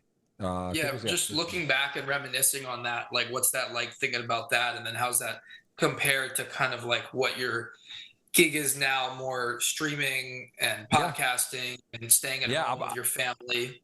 I'm going to break that down. And this hand, though, is a wild flop. This is literally the worst six, jack six off, trips first top pair, top kicker, and Linus. This could be an extraction. You know, like this is one of those spots where even once you realize that you are, you know, with ace, king suited, you're just beating king, queen, king, jack that are going to go confidently for value. So it's like kind of hard to slow down. And he has just called so far, but let's see if Linus starts attacking. I would imagine a large sizing here after the small bet, just realizing there's jack queen, there's ace jack, there's ace queen that probably won't fold. There's now some club draws. And then of course, king X is going to be on for a ride. So maybe even goes over bet. I wouldn't be surprised to see like 700 here.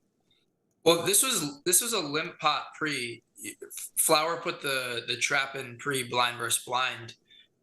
So yeah, you're right. Wow, it isn't. I was gonna say Linus doesn't necessarily know that LisFlower always has a huge hand here.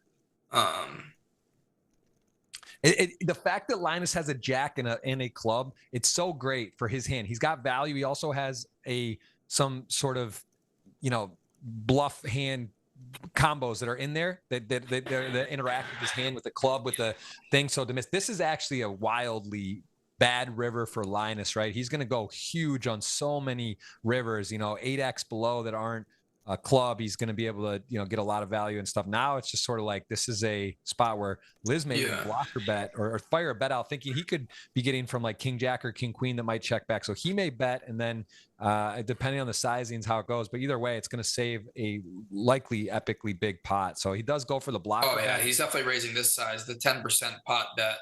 Yeah. You can sort of discount the 10, right? The running 10s like is just kind of like, come on. And especially there's like bet, you know, he did bets only small on the flop, but yeah, he's going to definitely. Yeah, that's what I was going to say. Like, what 10x does he have on the flop? When you check calls flop, I don't. There's not a lot. But you know, when someone blocker bets river like 1/10 pot, like they could be bet folding, they could be bet calling. Like in this spot, I'm against. Wait, what? He just called? Oh my god! Wow, that's shocking. Interesting, yeah. I do say the commentator bias that it is always like one of those things where it's hard to be so wrong because you kind of see what's happening. You can kind of like, oh, this and that. But I am surprised. That would be one I want to make a note of. I love taking notes on interesting spots. That one would be interesting to look at and understand. I guess you start thinking, what do you get called by if you raise? But I don't know, ace, you know, like a strong king. Definitely. I mean, it's a 1/10 pot bet. Like you could even get heroed by ace high there sometimes. Like you don't have to go huge, but you know, he bets 210K. You could make it 900K. You can make it 1.4, whatever it is, right? Like they're still like fairly deep. And obviously if you get jammed on after that, you can probably find the fold. But I'm just surprised that he doesn't go for some value there. With a 6, I mean, right, when you're thinking about raising, you're thinking about like, what's he calling me with that's worse? And also, I mean, and what do I lose to, right? Well, there's not a lot of 10Xs. There's not many hands that you lose to there. And when he limps blind versus blind, like he can have everything there. So he could have, you know, a worse 6, he could have a king. Like there's just so many hands that you get value from. And Linus having an aggressive, sick image, I'm just surprised that he doesn't put that to use and go for some value. So yeah, that was surprising. Yeah, you know, there's also he does have half the chips in play. Both players have 6 million. He's in pretty good control. I mean, of course, I agree. And that again, you got to think about why. When great players, you know, you see him go for value, make big bluffs, and there's spots where it's like, oh, you think maybe he should raise. He has his reasons. He's in complete control of the match right now in this game. And just decided maybe that he's like the risk reward to get called in that spot with that board without the player having a 10 and he has a 6.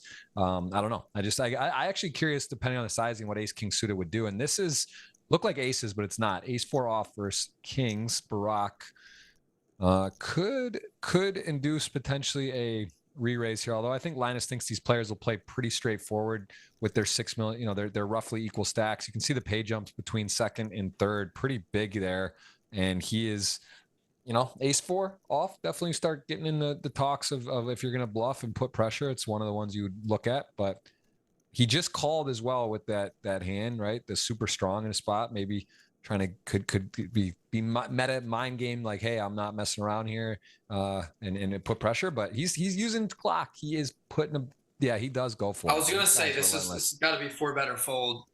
Yeah. No, not flatting for sure. Yeah, and it was a big 3-bet too, right? He 4x'd it. Do we get a call? Do we see call, close your eyes once, or is it just too valuable to pick it up here and maybe even cooler? And, I am seeing less traps lately with the kings and aces. I had a hand with Helmut on Poker Go. We played that Ninja stream game where, I re-raised, and it's the same thing. Like, I understand that like flatting in position is like makes a lot of sense with aces. But then again, if you put your opponent on a strong hand, or you just, there are reasons to just raise, right? And there is meta to it all. So it's always like, there's a fine line between trapping and also what are the implications. Tournaments very different than cash though, of course, because tournament cash, you can reload. There's also not ICM. So it is interesting to see when players, when they flat. You're also just deeper on, you're deeper on average in cash too. Look, we got kings once again here. A lot of kings lately. And let's see if Barak he does. So you want to tell the audience a little bit about what we're doing on Monday? Yeah, so Monday, going to be doing a special stream at the Hustler Live Casino there. We've got some big names lined up. Helmuth is confirmed, and then we also have Big Mike is coming. There's like, I think there's like 4 maybe strong maybe, so I don't want to announce much more. I know we'll put the banners out and all that, but we're gonna be doing a I don't know how you would call it, but it's a special edition Karate Combat sponsored sort of launch of within the poker world. We're gonna be doing Helmut, and I may have seen him wearing his Helmut, that patented hat. He's got that logo there. We'll be telling you more about that, but that's gonna be really fun. Monday 4 p.m. is, I think, the start, but 5 is when 5 p.m. is when 5 p.m. Pacific. It'll air on YouTube. Yeah, that'll be this great. Is a big flop. Look at this 2 pair versus nut flush draw. Yeah, Missionary got top and bottom versus nut flush draw. Definitely chips are going to be moving here. Not as much now. It's nice card for Linus. Yeah, I mean, this is a nice spot. You got ace 4, only lose to ace 5, and that's not really in thought process. You're just thinking about how to get money here and what to do. Do you want to potentially, king queen? I mean, look, king queen does beat hands. You beat bluffs. You have a draw to the nut flush. I can't imagine folding. I mean, it'll be really interesting if a diamond peels off to see really how good these guys are. Oh, okay. I mean, I don't think anything's happening here. I don't think LisFlower bluffs with this combo if Linus finds the check, but I don't think Linus finds the check anyway. Yeah, I mean, 4-5. I don't know. There are some missed draws, but that's the thing. The king queen with the diamond, the type of big diamond with the miss here, I think also could be a consideration for calling. So I think he just wants to bet. Yeah, I think you're gonna. Yeah, I just think on the paired board turn, when you bet, like, you're not getting that many draws to call, and this strong of a, like, this hand probably has too much showdown value. I'm guessing. But yeah, it's not impossible for him to get called here, right?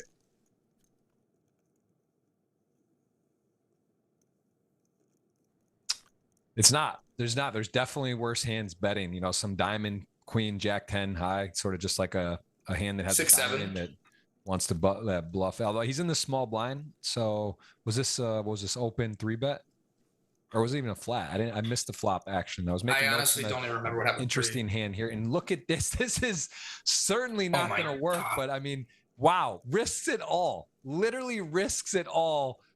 I did not see that coming. Hand that beats Linus. And I mean, listen, Linus, even if he thought that's like what he has to have, he just couldn't fold. You beat, I mean, you beat all the flushes. You beat ace X, ace deuce. I guess ace X probably is not going to raise, most likely, or for this sizing. So this is a 3-bet pot. So Liz opened 240, Linus made it 840 in the small blind, and Liz called. Yeah. Wow, what a hand. I thought about that. I was like, man, what if what if LisFlower like just turns this into a bluff and goes for it? But it's just like, man, you picked that spot of all the spots at the final table. I mean, unlucky that it's bad timing, and this is probably going in now. But I mean, to pick that spot of all spots just seems fairly suicidal.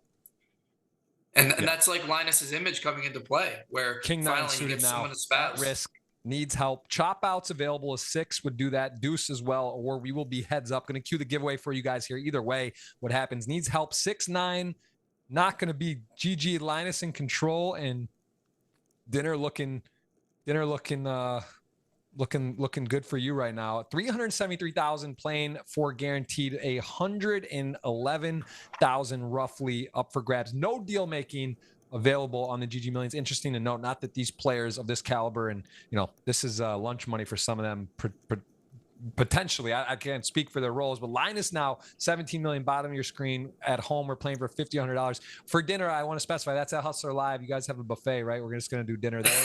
How we're doing it, or what are we doing? Yeah. You get some chicken kebabs, some galbi. Yeah, that works. I love it. Yeah. So well, that was as I was gonna say, as someone that has been known to punt quite a bit on our show, I can respect the punt attempt there by LisFlower. Just bad timing when you run into the full house there. I was a little surprised that of all the spots, that's the spot he picked. Yeah, I mean, also a hand that maybe could even just be a bluff catch like that. That crossed my mind for sure. All right, so the keyword is going to be GGPoker space Hustler Live, and then you enter your GGPoker username. And if you are in the States or somewhere where you cannot play, then you could gift it to a friend or share with them, however you want to go about that. That is a nice thing to do. You could do that, and I'm sure you have a friend who plays on GG. So there you go. That is what we're playing for. $50 or $100 ticket. Keyword is there. And again, the link, I'll put it one more time. It's been a while. And we are going to put it in the chat. $50, my pinned Jeff Gross Poker Twitter. There you go. That's the giveaways. 2 active, 2 live. Hit the thumbs up. That's the other part of the giveaway. Appreciate everyone here. Let us know where you are watching from in the world. We got East Coast, West Coast. Ryan and I will be united in LA on Monday for the Hustler live stream. Helmut and I playing. Big Mike involved, as well as some other big names. We do have to actually, we're gonna there are a couple, I know we're clarifying on that, so we'll get that out, and that'll be fun. And we're gonna play, I think, at least 25-50 no limit hold'em, probably be a bunch of different, who knows, 7 deuce stand-up games. Yes. Maybe we get some PLO. Is it you have the, is it easy to just turn into PLO if it breaks out? Yeah. Your guys' world. You can do it. Yeah. Whatever you guys want. No limit usually does better on stream in terms of like viewership, but we can always do. I think we'll stick with that because there's going to be some sort of influencer type, less experienced poker players. I think you start getting their audience with 4 cards and stuff. It's just getting, it gets to be a little tricky. Right. And Big Mike, for those who don't know, is I think you say his name like Mike. I can't say his last name, Majalik, but he's from the Impulsive podcast with. Thing with Logan Paul and Jake Paul. So he's like good friends with them. So he's a pretty big name in the YouTube influencer streets. He's connected to everybody. Big name if you follow, Jake Paul and Logan Paul, like you definitely know who Big Mike is. So that's pretty cool that he's coming. I think we also have Mike O'Hearn, right? Who's big in, I guess in bodybuilding, right? Yep. Yeah, it's true. Yeah, it's another confirmed name that's going to be exciting. A little bit intimidating. We'll see how his poker game is, but definitely one of those guys you think about 3-betting light, and we don't know how much poker experience he has exactly, but going to be a few very interesting characters. Who's been sort of like a surprisingly good player, of someone that came on the stream that's not necessarily like a poker player, but you were like, wow, like you didn't expect much, and they just like they actually knew what was going on. Let me think. A while ago, like, man, it must have been 1.5 years, 2 years ago at this point, but we had a Anaheim Angels player, baseball player, who was their starting second baseman at the time. David, oh my God, I'm drawing a blank. David, Jimmy Bluffett knows his name. I'll remember his name in a second. But he he played and he was very solid. Like he could easily be like a professional poker player. Like the way he was playing, he was very good. I'm gonna find his name. Jimmy. What is the Angels second baseman's name? Angels. David Fletcher. David Fletcher. So David Fletcher, he's an infielder. He's in his 20s, young guy, very solid poker player. I was impressed with him. Let's see who else that we've had just not a poker player that I was impressed by. I got to think. That's an interesting one. Yeah, I guess, it is. You just don't know. A lot of people do play poker at some level. They play with their buddies or home game, as we see king, queen suited, a queen four off. Lucky not to pair there. King, queen suited, such a powerful flop. 2 overs, king high flush draw. Linus in control, 19 million to 5 million. Again, almost 3-1 lead here. If the money is on Barak, you got work to do. We are in trouble for myself for the dinner wager as a flop straight ace high. Again, Barak getting unlucky to be out flopped and have a nutted hand for Linus, but lucky that he doesn't connect with the top pair or something there, as 9-10, actually no player has a diamond. And we are going to see this as a likely slow down here. Actually I was impressed by the one time he played, someone that is Ninja. I had no idea when Ninja came and played our show with Mr. Beast a couple years ago what his poker experience was, and I was impressed by like just how much he knew about poker, just understanding how the game works, and you can tell like the way someone's talking, the conversation they have, that if they're using the right terminology and things like that, they know poker. Like I thought he was one of the better players that day on that show. Now I know he got lucky and to survive in the epic sevens versus jacks hand against Helmuth, but I thought he played fairly well. Maybe among the best of all the streamers.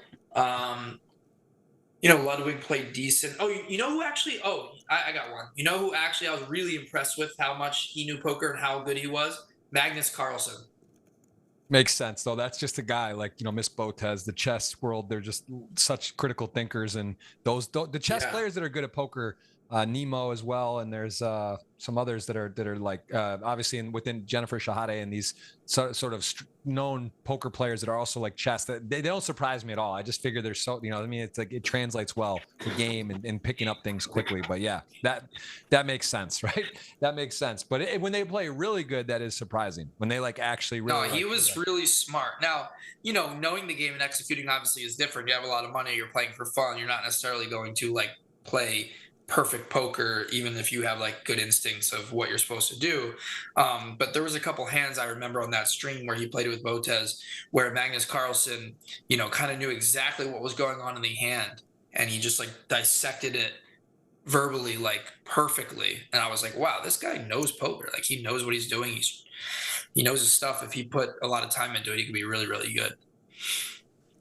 And Barak is not loving this board, but he is using some of that chess clock. He usually plays pretty quick. So considering a call, it is hard to make a pair and no limit hold'em. But I mean, again, it's kind of dicey, right? You start thinking about, is he going to bet a 10 though? So I block 8-9. Does make a call. That is going to be my call of the day. We need a special segment for that. That is a very nice call on a tough board. Going to give Barak some credit again. Going for his first title. Both these players, we will have a new GG Million champion. Episode 52, season 2024. We have got 2 heavyweight players looking for their first title. And again, just got the money spread out. We got the illustration of their GG earnings spread out on the side there as the 2 players are going for their first title. We had 4 champions of GG Million on today out of the 9 players, and we lost Ole right away. And we had Linus going wire to wire. I don't know if he maybe relinquished the chip lead for a split second, and it wasn't by much. So he is in there, did pick off a big bluff and actually went for even a re-raise, right? He had the second nuts and against with the ace-4 suited and got the fold, and then finished off LisFlower, very talented Brazilian. We're going to see a heads-up match to a winner, Queen Jack versus 5-6 here. Queen Jack doesn't go for the bluff, doesn't even think about it. I think with that run out, the king board pair a little less, we were trying to bluff a pair off, right? So I like the check back. It might have worked. Actually, well, he did have a pair. So yeah, good discipline. King deuce suited, ace jack, 2 decent hands. You know this, the computer hand and heads up poker dealt, right? Queen 7.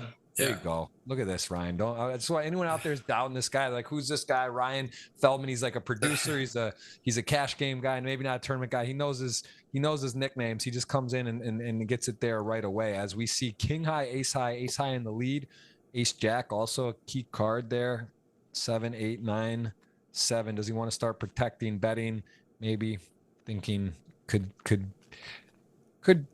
accomplish things. I think it's one of those, it's close, right? Because you're almost like, I just have the best hand. Do I need to bet? But he is betting. There are draws, clubs, 10x does go for a bet. Little protection accomplished as the giveaway is still live. GGPoker space Hustler Live space your GGPoker username or friends if you don't have one. Hit the thumbs up. That's part of it. We are going to play to a winner here. Almost there, Ryan. Quick show, under 2 hours, hour 45 in, 4:30. And I hope you all are having a wonderful day. Appreciate you being here. We will be back on next week. Actually, a guy who I know is a regular on the stream next week as the host. Excited to have him to guest on that with me. It is Nate Hill. You've seen him play a fair amount, right? Oh, nice. Yeah. He's played a lot on our show. Max Paid Monday, plays on Thursdays as well. Nate Hill, he started off playing on our show a couple years ago. A guy that was a streamer for video games. He was a member of FaZe Clan, and I quickly realized, wow, this guy's good at poker. Like, I was impressed. And I think he's more or less turned into a pro. And he's become, poker's become one of his primary things that he does now. And he plays, I don't think he's like elite or anything, but I think he's like very, very good, very solid. He's better than most on our show, and he does pretty well. He's a winner in general and plays good poker, and I think it's pretty cool to see a guy like that transition into poker and get so good at it. Yeah, for sure. Yeah, so he actually sent a tweet out. It was funny because I played with him, met him for the first time. I had known him, seen him before, and I saw he had left FaZe Clan. Like after 6 years or 8 years, he sent a message and maybe even more focusing on poker and getting into that. So I think he is LA based too. How often? How many streams has he played on? Roughly a handful or a lot? Oh, a lot. I'll get the exact number, but it's definitely a lot. Definitely over 50. Over 50 streams? Yeah, wow. For sure. Yeah, excited to hear his tournament knowledge. He played in the 25K, I believe, at the Bahamas. He was definitely down there, WSOP Bahamas, and he said he's going to play the main and be out in Vegas. So, yeah, we'll be having him on the show next week. Excited to have that as well lined up as, we'll be here for that. And he's played 59 sessions. Holy shit, that is a lot. Yeah. That is a lot. Dating back to, for a while, he was playing every single week and sometimes twice a week. Let me ask you a question about staking in games. And I know Rampage on Stake Kings. There's also Poker Stake. We saw Negreanu break, selling action. There's players playing. Do you feel this is a good thing, great thing, indifferent for the streams? Because I feel like for audience, and I stream on Twitch and put action on Stake Kings, it was awesome. People could sweat along. They get to see the whole cards. It's a stream game. It's cool. Do you notice a change with helping the games? Maybe some players that are interesting that are able to buy in or take shots. Like, has this been a noticeable impact with you at all? So in one sense, it's really cool for the fans to be able to have a sweat. It helps with viewership and engagement. If people have a piece and they can tune in and root for that person, I think it's definitely a net positive.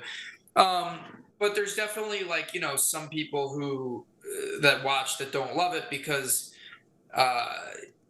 people want to see people risking their own money. And, it's like we're running juicy private games that are mostly recreational, and so if you have guys that are selling action, well, then they're probably more of the professional level, and fans just don't love seeing that. Some fans, so you do get some negative feedback because of that, but I think it's a net positive for sure. Just think about it. If every single game, if thousands of people had small pieces of different players in the game, I think that it would be an amazing thing for viewership and engagement. For it's just like fantasy sports, right? Or betting on sports. People are more likely to watch football or baseball or basketball if they have money on it, or fantasy involvement. So I think it's anything of that regard that you can do with our games or any stream, I think is pretty cool. Yeah, I agree with that. I think it's a good breakdown.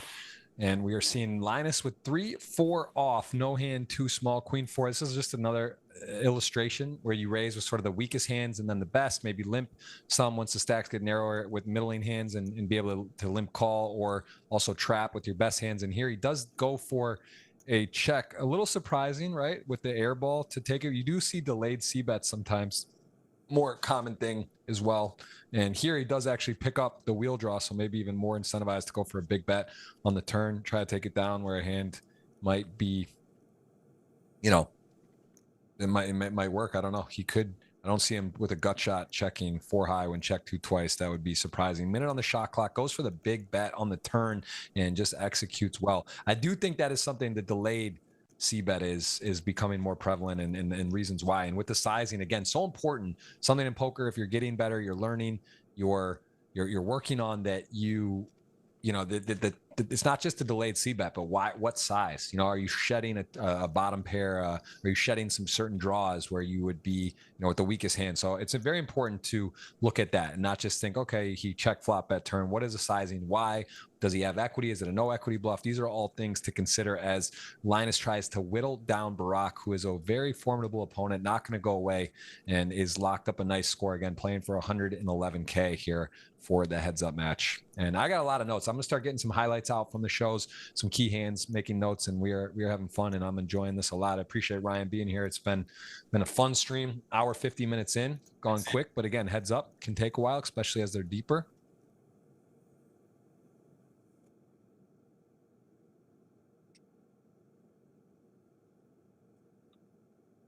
King 10, top pair, 6-4, bottom pair, no player at the spade, call 8. Doesn't improve anyone except for a gut shot draw now for Barak. We saw him make a great call before with the 7-8 on a very difficult board. So again, he is in there. King 10 decides to slow down. Figures, hey, I lose to straights. I lose to flushes. Hard to do. 118 to 1 odds to flop a flush. That's unlikely, but you know, there are hands you lose to there. He checks back, and now Barak maybe some blocker bet or smaller bet does go for that, and likely just going to be a call here. Although, man, Linus has showed us some different times we expect things where he does go outside of the box, but there just kind of picks up a nice pot. Yeah, that texture you would think is just a call, but especially after seeing the one earlier where he didn't go for the raise in the Jack 6 hand. You know, going back to that hand, one thing that was interesting about that is he overbet the turn, right? He bet like 130 or 140% on the turn. So I guess that probably is factored in for him, like what hands are calling on the turn, right? In the King 10, 10, 6, 6, 10, like what hands are calling out of position for that big of a bet on the turn? It's either like, does he ever show up with a 10 there? Like, but I guess he's like, okay, he could have kings here. He could have a better 6, right? There's like the small possibility of that, but I was still surprised that he didn't raise that river. But I think that it probably had a lot to do with the fact that his opponent check called an overbet on the turn and then led the river, right? Yep. Yeah, it's exactly right. I mean, it's true. It's just fun to watch like the nuances and then try to think why they're doing it. And I always say this: it's not just about what happens, because like there's a lot of stuff happening. Nice gut shot pick up there at 3-5, getting a saucy check raise in there. But it's important to discuss with players, right? Discuss with other players maybe you think that are a little better than you, and sort of try to understand why things are happening, not just guess. Like there's right. Definitely spots where I'm even I'm here every week. It's such a treat to be able to watch these guys play and take notes and try to figure stuff out, but then send hands, clip hands, timestamp hands, and then it's more fun than sending a hand history. Back in the day, you remember that you play online and you like get the hand history and you just copy paste it and like have to look at it. It's fun to actually watch a clip of a hand too, show it to a friend and get to see it and talk about it. So I think that's a really cool thing to work on your game and do. And that's a really good way to learn, is to talk with players you feel are in your similar camp or better than you, and ask them for opinions on spots. And there's a lot of like there's a lot of times I can't. I'm like, that's interesting. I see kind of why I think they did it, but I'm still not sure why they did something in the spot. And we've been surprised ourselves a few times, like very surprised. Not even, like even that king queen bluff, right? Why not just call? Or the hand with the jack 6 to go for the raise on the running 10s. These are spots that I'm curious about. Why not do this when it seems obvious? But again, I'm not going to question these guys.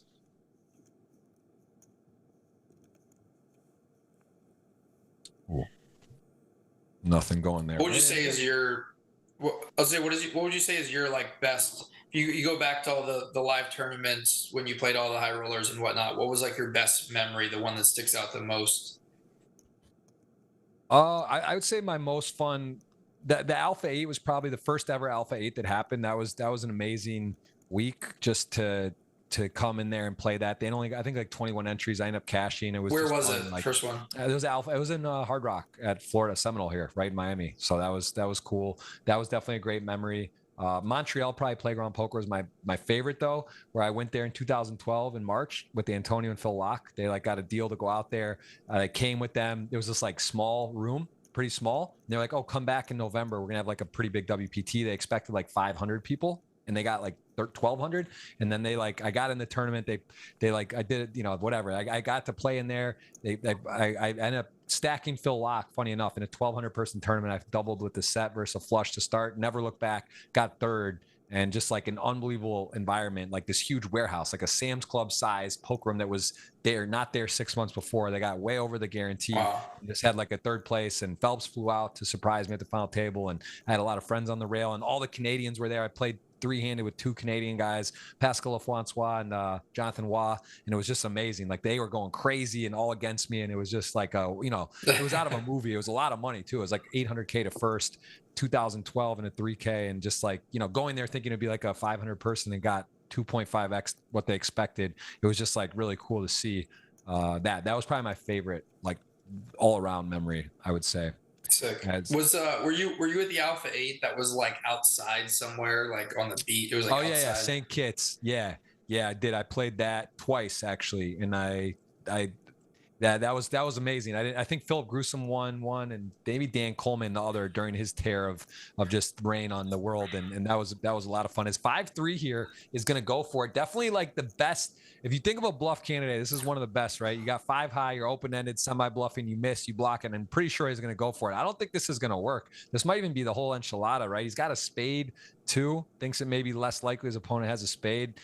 Jack is going to be hard to shed here. I think he does go for the wow. This pot got huge fast, and he's going to call. Barak He's going to call. Put to the test for his tournament life here. This would be an amazing call. He's got a spade. I think he calls, man. I just feel like, you're so short. You have top pair. The river, yes, a spade comes. You don't have a 5-7 or a spade. I mean, it's definitely, or I'm sorry, you do have a spade. I don't know. I think when it's close, I think you're going to have to roll the dice and try to get back. And he calls, he's really in it too, right? He is really in it. I think he's going to call. What do you think? I don't know. I think this is so close. Man. He had top pair on the flop. It's Linus. He's shelling out here. Wow, folds. I mean, I'm a little shocked. And again, the bias, the commentator bias. I get it. I get why he folds. The king, I don't think is so relevant though, right? I don't think that's like really a relevant card. That's why. Interesting. Can't blame him. Spade. It's a spade. It's heads up, man. How hard? It's so hard to make a pair. If giving flushes, you have a spade. I think Yeah, you got to think about what are his bluffs there, right? And is he going to ever turn a pair into a bluff? Is he going to have like 4 or 5 there, which he definitely could? Yeah, it's a tough spot, but it's going to be tough for Barak to overcome now. He's going to need a miracle as a 7-1 dog. Wow, interesting hands. Wild hand. Got to tag that one. That's the hand of the day for me. Seen a couple interesting hands. I don't know, man. I get it. I absolutely get it. I just think that I was genuinely thought he was going to call, and I get why he folded. And again, it's also a little easier to bluff great players, right? It's a little easier to bluff great players and willing to make big folds. But I don't know, man. I'm torn on that one. I gotta say I thought he was going to call.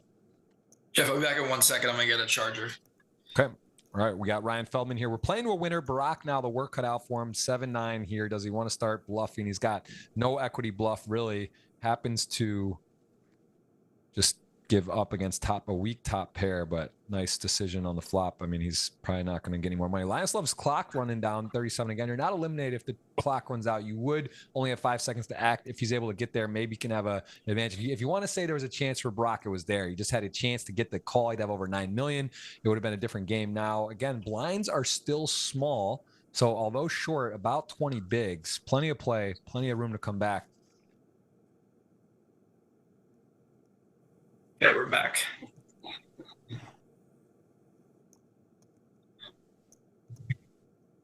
We are back. Ryan's charged up. We are, again, 20 blinds effective. It is about is, I mean, it's a big lead, 21 million, and it's not over. Again, a little bit, it's huge prize pool and guarantees on GG currently, so a little bigger than normal for the GGMillion 10K today with almost 500,000 at first. Normally it's going to be around 300 or so. So this is souped up for sure.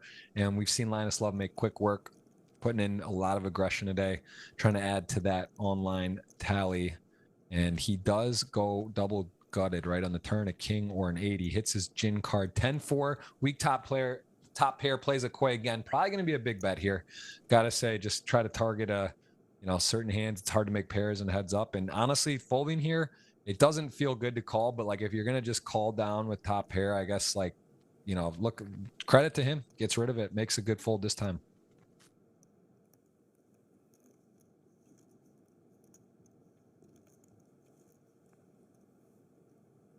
Gotta love Moneymaker taking down the Triton GGMillion Live 25K. Shout out to him, man. He is just a guy, such a great. Oh, that's what I was saying. I got a clip. I was looking on a highlight from my podcast with him about his name, Moneymaker, because I always wanted to know. And he actually was saying, I think his name was like, it's like just go figure. You were mentioning Germany. Moneymaker is like German. He's from Germany. He's got some German in him. Some German in his 23andMe. Comes from the background. I think they changed the name, or it was some different name he had before. So I mean, if you're gonna change your name, like my last name is like Kraselnik or something. It's like it was changed when we came over. Go figure. Like I gotta say, deep down the lineage line, I'm gonna ask questions why they chose Gross. Like they've changed the name and went to Gross. If you come over, you come off the boat, you're immigrating, and you just say, you know what, we're gonna call ourselves Moneymaker. I mean, talk about the secret positive energy, clear intention. I mean, they just chose that pretty epic name, and we could get a call here. Oh yeah, this is it. We're gonna see a flip. I don't want to say it is over, but this is gonna be potentially the hand where he is gonna call. 25 seconds. There it is. It's a flip for the title. With 18 bigs. First title. Can he do it? Thumbs up all around. 6 is in the lead. Clean flop. 3-3-9-9 needs an ace or a 7er. We're gonna play some more here. 84% favorite, and it is a 8. So close, but hey, the game will go on. 6 million. I am gonna cue the giveaway here. I do want to pick the winner. So last chance. Hit the thumbs up. Gonna put that keyword GGPoker space hustler live space GGPoker username, and we will announce that here very shortly. As we'll play on, Ryan. 6 million. This is could be a battle, right? 19 million to 6 million. A little more appetizing for Barak. The blinds are still 81-60. He's got chips. He's not in a panic. He can still play.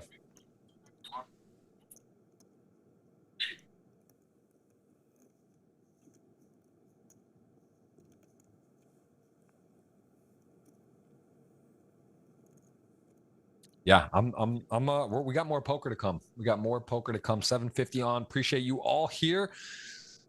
We are gonna see a new champion on the GGMillion pedigree chart. We're gonna see a new one, not a repeat one today, Barak or Linus. And again, we've seen players like Space has been 18 final tables without the title, but just picking up that final table money.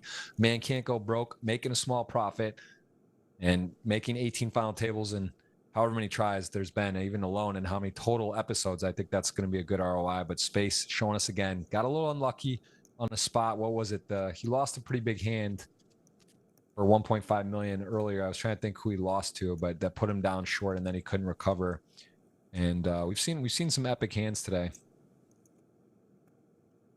Look at 6 deuce, going to make a nice bluff here, gets the better hand to fold as he gets counterfeited. 10 high would have been good. Barak takes it down, fighting 5.7 million. Nice starting hand here, ace jack suited. And never easy to win, right? It's hard to win. That was a chance to end it, and now we are back in a match with playability.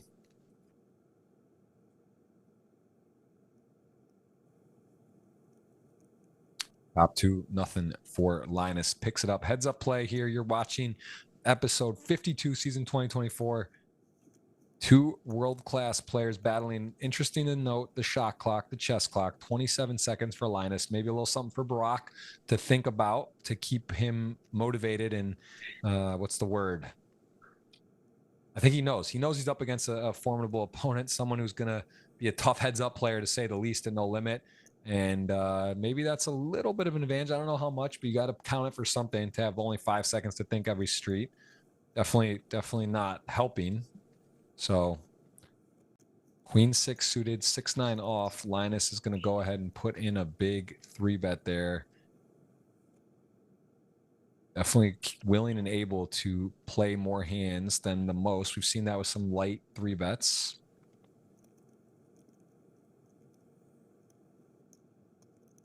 Ace king 10-8. So there Linus starts limping, which we notice more common now in some tournaments where players get against a shorter stack. They start limping on hands they don't want to min raise fold, and or that they just don't want to give up chips where they get re-raised. So he does that now. Ace king suited gets passed over to Linus, 3 deuce off. Probably one of the few hands we'll see a fold, bottom few percent a hand from Barak. Give it up. And there are 2 not nice hands. 22 seconds on the shot clock for Linus. This is a check. Both players make a pair, top pair, bottom pair. What's the biggest pot in Hustler Live history? Do you know off the top of your head roughly? What was the record? Yeah, well, last $1 million game, we had a $3.1 million pot with Tom Dwan and Wesley. That was the biggest pot and on any poker broadcast. That was a pretty sick one. Tom Dwan hero called with queens. Wesley went nuts with ace king, shoved the river. Tom made the hero call with 1 pair, and it was 3.1 million. Yeah, I saw that's right. I saw that hand. Okay. So 3. That's the record. Nice. That's most of the biggest pots are all from the $1 million games last year. We had that. We had a $2.2 million pot with Wesley and this guy LSG Hank. Later in that same show, we had one with Tom Dwan and Doug. That was like 1.3 or so. At the beginning of that show. Those are all the biggest. We've had probably 5 or 6 pots of over $1 million on the show. Pretty cool. That's big. That is big. You know, it's different than the home game too. When it's real money, it's on the table, it's chips, it's cash. Yeah. It's definitely, it feels, you know, that's a significant stuff, and definitely exciting to watch. So here we go, 9-3. At some point, you know, you got the top pair. Do you take a stand? He again starts looking at different blockers, unblocking. What's he got? No diamond. You know, doesn't have a 8 or a 10, but starts thinking about what's going on here and does he want to call? He's made pretty good decisions. The Jack 10 obviously would have been a turning point. He did double in the flip, still in the game, but Barak is exhausting resources here. Time bank. 15 seconds for Linus left on that.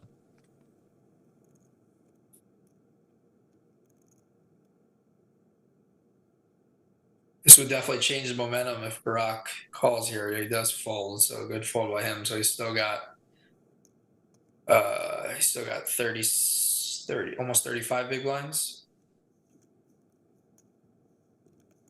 So he's still very much in this.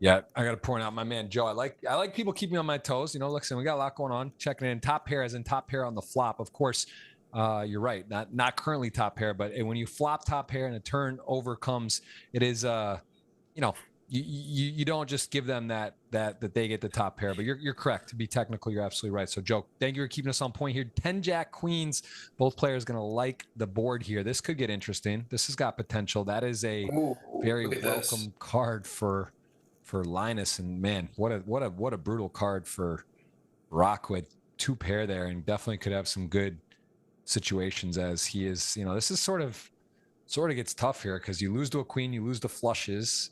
Lose to better 2 pairs now, although it is heads up, so hard to make a pair. Asking for a fold is reasonable now, but you couldn't blame him if he took one off. For a third pot, I assume Barak's going to call turn, fold rivers. If he makes the fold here in the turn, it's pretty impressive. Oh, he does. Wow, great fold by Barak. And, one of those where a lot of the time he's beat. A lot of the time he's just, if he's not, he's just trying to avoid a tough spot in the river. So that's a good fold. I think Barak's been making a lot of good decisions heads up.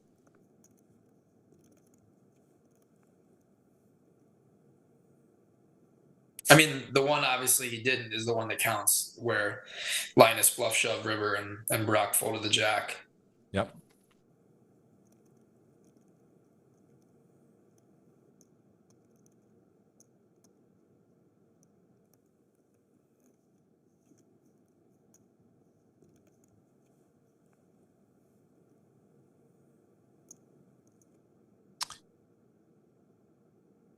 This is, again, a whiff. Both players whiff. Barak kind of whittled down again here after some different runouts. Not the best for him. He is shorter. Still fighting. Going to pick it up there. Get the best hand to fold. Both players with just nothing. I see Dylan Flashner in the chat. What's up, Dylan? He's the guy that plays on our show a lot. He's an actor in LA and has played a lot of poker the last few months on our show. He'll be playing tomorrow. So shout out to Dylan. Yeah, there's a lot of familiar faces. Appreciate everyone coming in. As you mentioned, Jimmy Bluffett, a mod on your stream, and seeing so many new faces as well. Welcome you guys to join the giveaways. Twitter, Jeff Gross Poker, pin tweet, $50 cash for that, and then 50 or 100 today for our winner. If you hit the thumbs up and type in the keyword. That is GG Poker Space Hustler Live, and your GG Poker username or friends if you don't have one. It will be what? Linus is your pick, though. So 50 if Linus wins, 100 if Barak wins. It is looking likely for Linus, but hey, it's never over till it's over. We'll just call it the moneymaker. We saw that happen. Ace, deuce, shove, picks it up. Shows the deuce. Make sure you guys tune in Monday. So Monday on Hustler Casino Live, Jeff will be playing a cash game with Phil Hellmuth, the GOAT. Along with some really big names. We're going to announce the lineup soon, but Big Mike from Impulsive, he will be there. Mike O'Hearn will be there. Luke Rockhold, MMA fighter, he will be there. And then some even bigger names than those guys we're trying to get. But it's going to be cool. It's going to be the stream is really happening on behalf of Karate Combat, which I believe you're investing in with Phil, right? Yeah, we're both involved and both very bullish on it. They actually have a sweet event coming up May 30th in Austin. I just went to Dubai for their event. I was blown away. It was my first time in Dubai, and that was like, I was impressed. I mean, it was just like a crazy thing here as we see a airball, both players look gut shot. But that, yeah, they do. It's sort of like UFC, but it's for karate. And it's the first ever tokenized sports league. So very, very cool what they're doing, and I'm very impressed with them, and going to be going to Austin, and then also for this game. I still can't believe I've never played a Hustler, so I'm looking forward to that too, man. It's just so far, but it's worth. Got to fly in, man. Play a little live poker with Hellmuth and some of those guys, and it's gonna be good. So that'll be a treat. Are you still? Do you still talk to Phelps a lot? Yeah. Actually, just literally like 20 minutes before the show, talked to him. We talked. He has 4 boys now, though, 4 little boys. So that's he's got a handful. He's got a full on handful. So, yeah. Cool. Is he still playing poker? He likes it, like it's the same thing I'd say is for myself with 2, it's just harder, right? You just like the time where he loved tournaments. He always liked tournaments, but that's sort of out the door with 4 little kids, and he already has a pretty busy schedule. So, cash games, I think he likes to play when he can here and there and mess around, but he's not, definitely not playing as much as back in the day when I lived with him for 8 years, and he would play a lot and loved it, but you know, I think he's Cool. getting less time, definitely. But Gotcha. I was gonna say we got to get him out here sometime. that actually, you know, I just asked him for the nutcase one we did with Ninja that was in Poker Go. I just asked him. I knew he couldn't, and I kind of know his schedule roughly. A lot of the time, I know it's hard, but I actually, that's a good point. Maybe I know we have like one seat left, so let me just in case, right? We could try to get him out. Yeah, there. that would be cool nice. for this one. That would be a You nice never one. know. That's I literally like discount him because I don't even like consider it as like, I know it's like probably 3% on stuff like that to like get him to do it based on his stuff. And it's the Olympics too. So he's like going, you know, he's like extra overload with talks and doing stuff. So it's like kind of, but you never know, right? Maybe he's got something in LA. I mean, if he's ever going to do it, it's based on you asking. Yeah, it'd be fun. Yeah. Exactly. That would be a treat. So cool. By the way, interesting to note, I don't know if you said this, but Linus has 9 seconds in his time bank right now. So he's basically out. We've been monitoring it, and this is could be a spot with the 8 pairing and both players with the pair here, the 6-9. Definitely, I think you're getting in the territory where Rock's not in folding mode with this type of board, right? He's got a pretty strong holding with this, and may even consider raising there. Although I think this is just going to go check here. Yeah, there you go. Yeah. I would think there's some merit to raise the turn, not a lot, but you have a 6, like there's some draws. You could get Linus to have some sort of draw that almost has to call off with 1 to come or something. Yeah, but I think I prefer call though. Yeah, I think close your eyes, call. Yeah. Yeah, on a paired board, you just seems like. Yeah, I think it's. You get called. You're in rough shape sometimes, or in a weird spot. Yeah.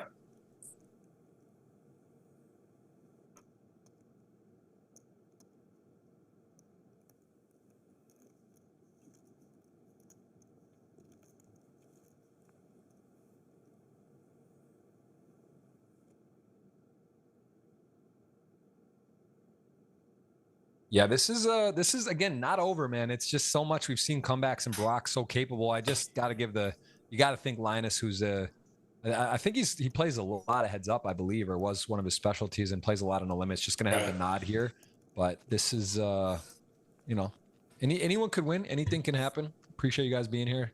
Gonna see the winner out. 111K difference first and second. It did go super fast, but as we expected, since it's so deep, it was 3-handed and such. We did kind of things slow down a little, although we also had a flip to end it already a while ago, maybe 20 minutes ago. So does Hustler, do they ever do sit and goes? Has there ever been sort of that type of format with like turbos, or it doesn't really work as well for? No, we haven't. We haven't done any. When I was at the bike, we did a sit and go a few times, but here we haven't done any. It just doesn't get the same viewership. But we've thought about it. If we could do like a bigger one, I think it would be okay. I've thought about doing like a heads up tournament with some of the regular players, maybe this summer. It's just a scheduling thing, but yeah, we'd like to do some different things and try some new things for sure.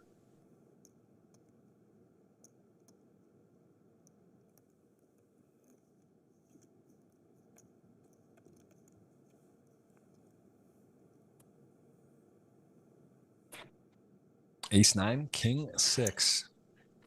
No real strong holding here, although mid-pair. King-6 in the lead. Ace-9 definitely starts getting a little more sticky. Gonna come out leading. Interesting.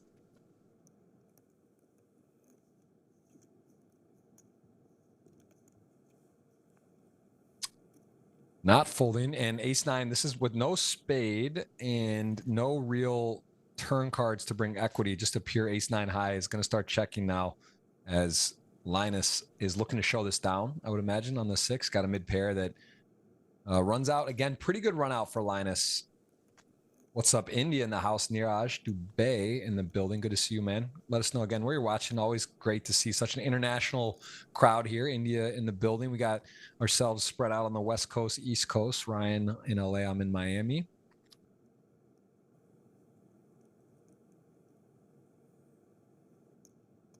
And the interesting, look at this value merge, sort of shove for value with the king high and the 6 on the on the 4. I mean, is he ever for? I mean, this is this could be.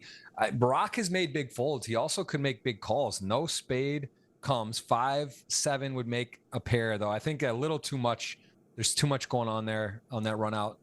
Could definitely consider it. 20 million now to 4 million. So a 5-1 chip lead as things are now up to 200K big blind. We're getting shorter here. This could be over any time. Istanbul in the building. Beautiful city. Actually, one of my podium spots. I love Istanbul. Have you been out there, Ryan? You been in that part of the world in Turkey? No, I would like to see more parts of the world eventually, but unfortunately, I haven't traveled to other countries that much. Like I said, I went to London last August, but I haven't been anywhere else in terms of, Europe or Australia or Asia or anything like that. But eventually I do want to. Yeah, you're in the grind though, right? You said you're streaming that many days a week, lineups, things are changing. You got to be on top of stuff. You're managing changes and building stuff. It's got to be a lot, right? It's a lot of work. Yeah, it's tough when you have like your own baby. It's a startup. I want to be there to oversee things. Now, as time has gone on, I don't have to be there as much. Like I can take more days off. I trust my staff to run things without me. But yeah, there's just always, even if I'm not there hands on, there's a lot of like managing to do in general. So yeah, it's tough, but I definitely need to take more vacations for sure, especially as I get older. Look at this run out. Wow. So we have 9-8 versus 6-8. Now the board is paired. Wow, he checks it back. Interesting. Raise turn, checks back river. Oh, diamonds does get there. Okay, that makes sense. So Barak's down to less than 15 bigs now.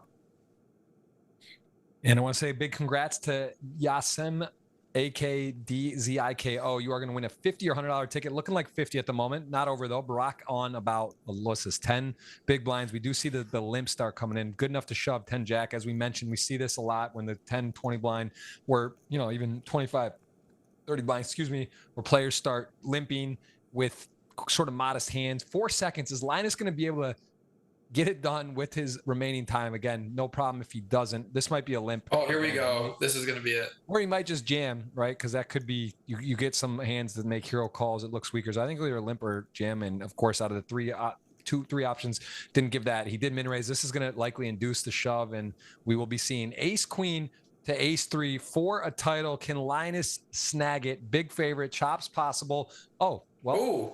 Ryan, let's play a little more poker, actually. The ace 3 to ace queen. I've said this. Don't get me started. Jimmy's been a long time watcher on Twitch. My hand, I always talk about ace queen. I don't know what it is. It's just like ahead. I don't seem to win with it. You flip. I don't know. Something weird about ace queen. I just got a thing about it. And we might just get to see another back-to-back all in. 7's likely going to jam. Ace 9 going to call. We could be partying here for the title. Back-to-back all in. There it is. 9 million. This is 30 bigs. This is huge. Can Linus get it done?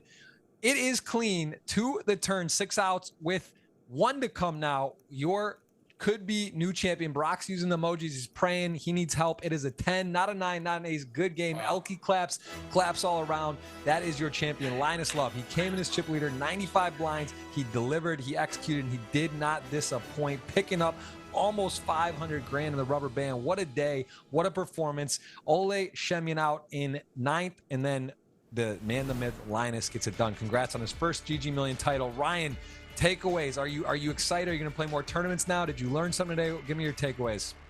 Yeah, it's always fun to watch really good high-level pros like that battle with a lot of money in the line. So it's fun to watch just their strategies and tendencies and when to apply pressure and when not to, and ICM and all that stuff. So not surprised, obviously, that Linus went wire to wire. He's a very elite player in online poker over the last few years. So congrats to him for getting it done. Yeah, got to say, again, big, lot of respect for the game. Again, so many talented players at this final table, as seems to always be the case. Next week, we got Nate Hill on as the guest, member of FaZe Clan for so many years. And as you mentioned, one of the 50+ times streaming on Hustler Live. And again, Hustler Live, guys, check that out. Almost every day you can see a stream and a lot of content on YouTube. We got the producer and co-founder here, Ryan Feldman, who joins us. He's got a stream today, and I will be on that show next Monday with Phil Hellmuth, Big Mike, and others that we mentioned, with special guests still to come. That will be on Monday. You guys can watch me there. And then Tuesday, we'll be doing the stream with Nate Hill from LA. So appreciate everyone. Thank you to Ryan for the time. Give him a follow on Twitter. Give Hustler Live a follow. And we will be checking in with you guys next Tuesday for GG Millions. This was episode 52 in the books. Congrats to Linus. We'll see you guys next week. Thanks. See you later.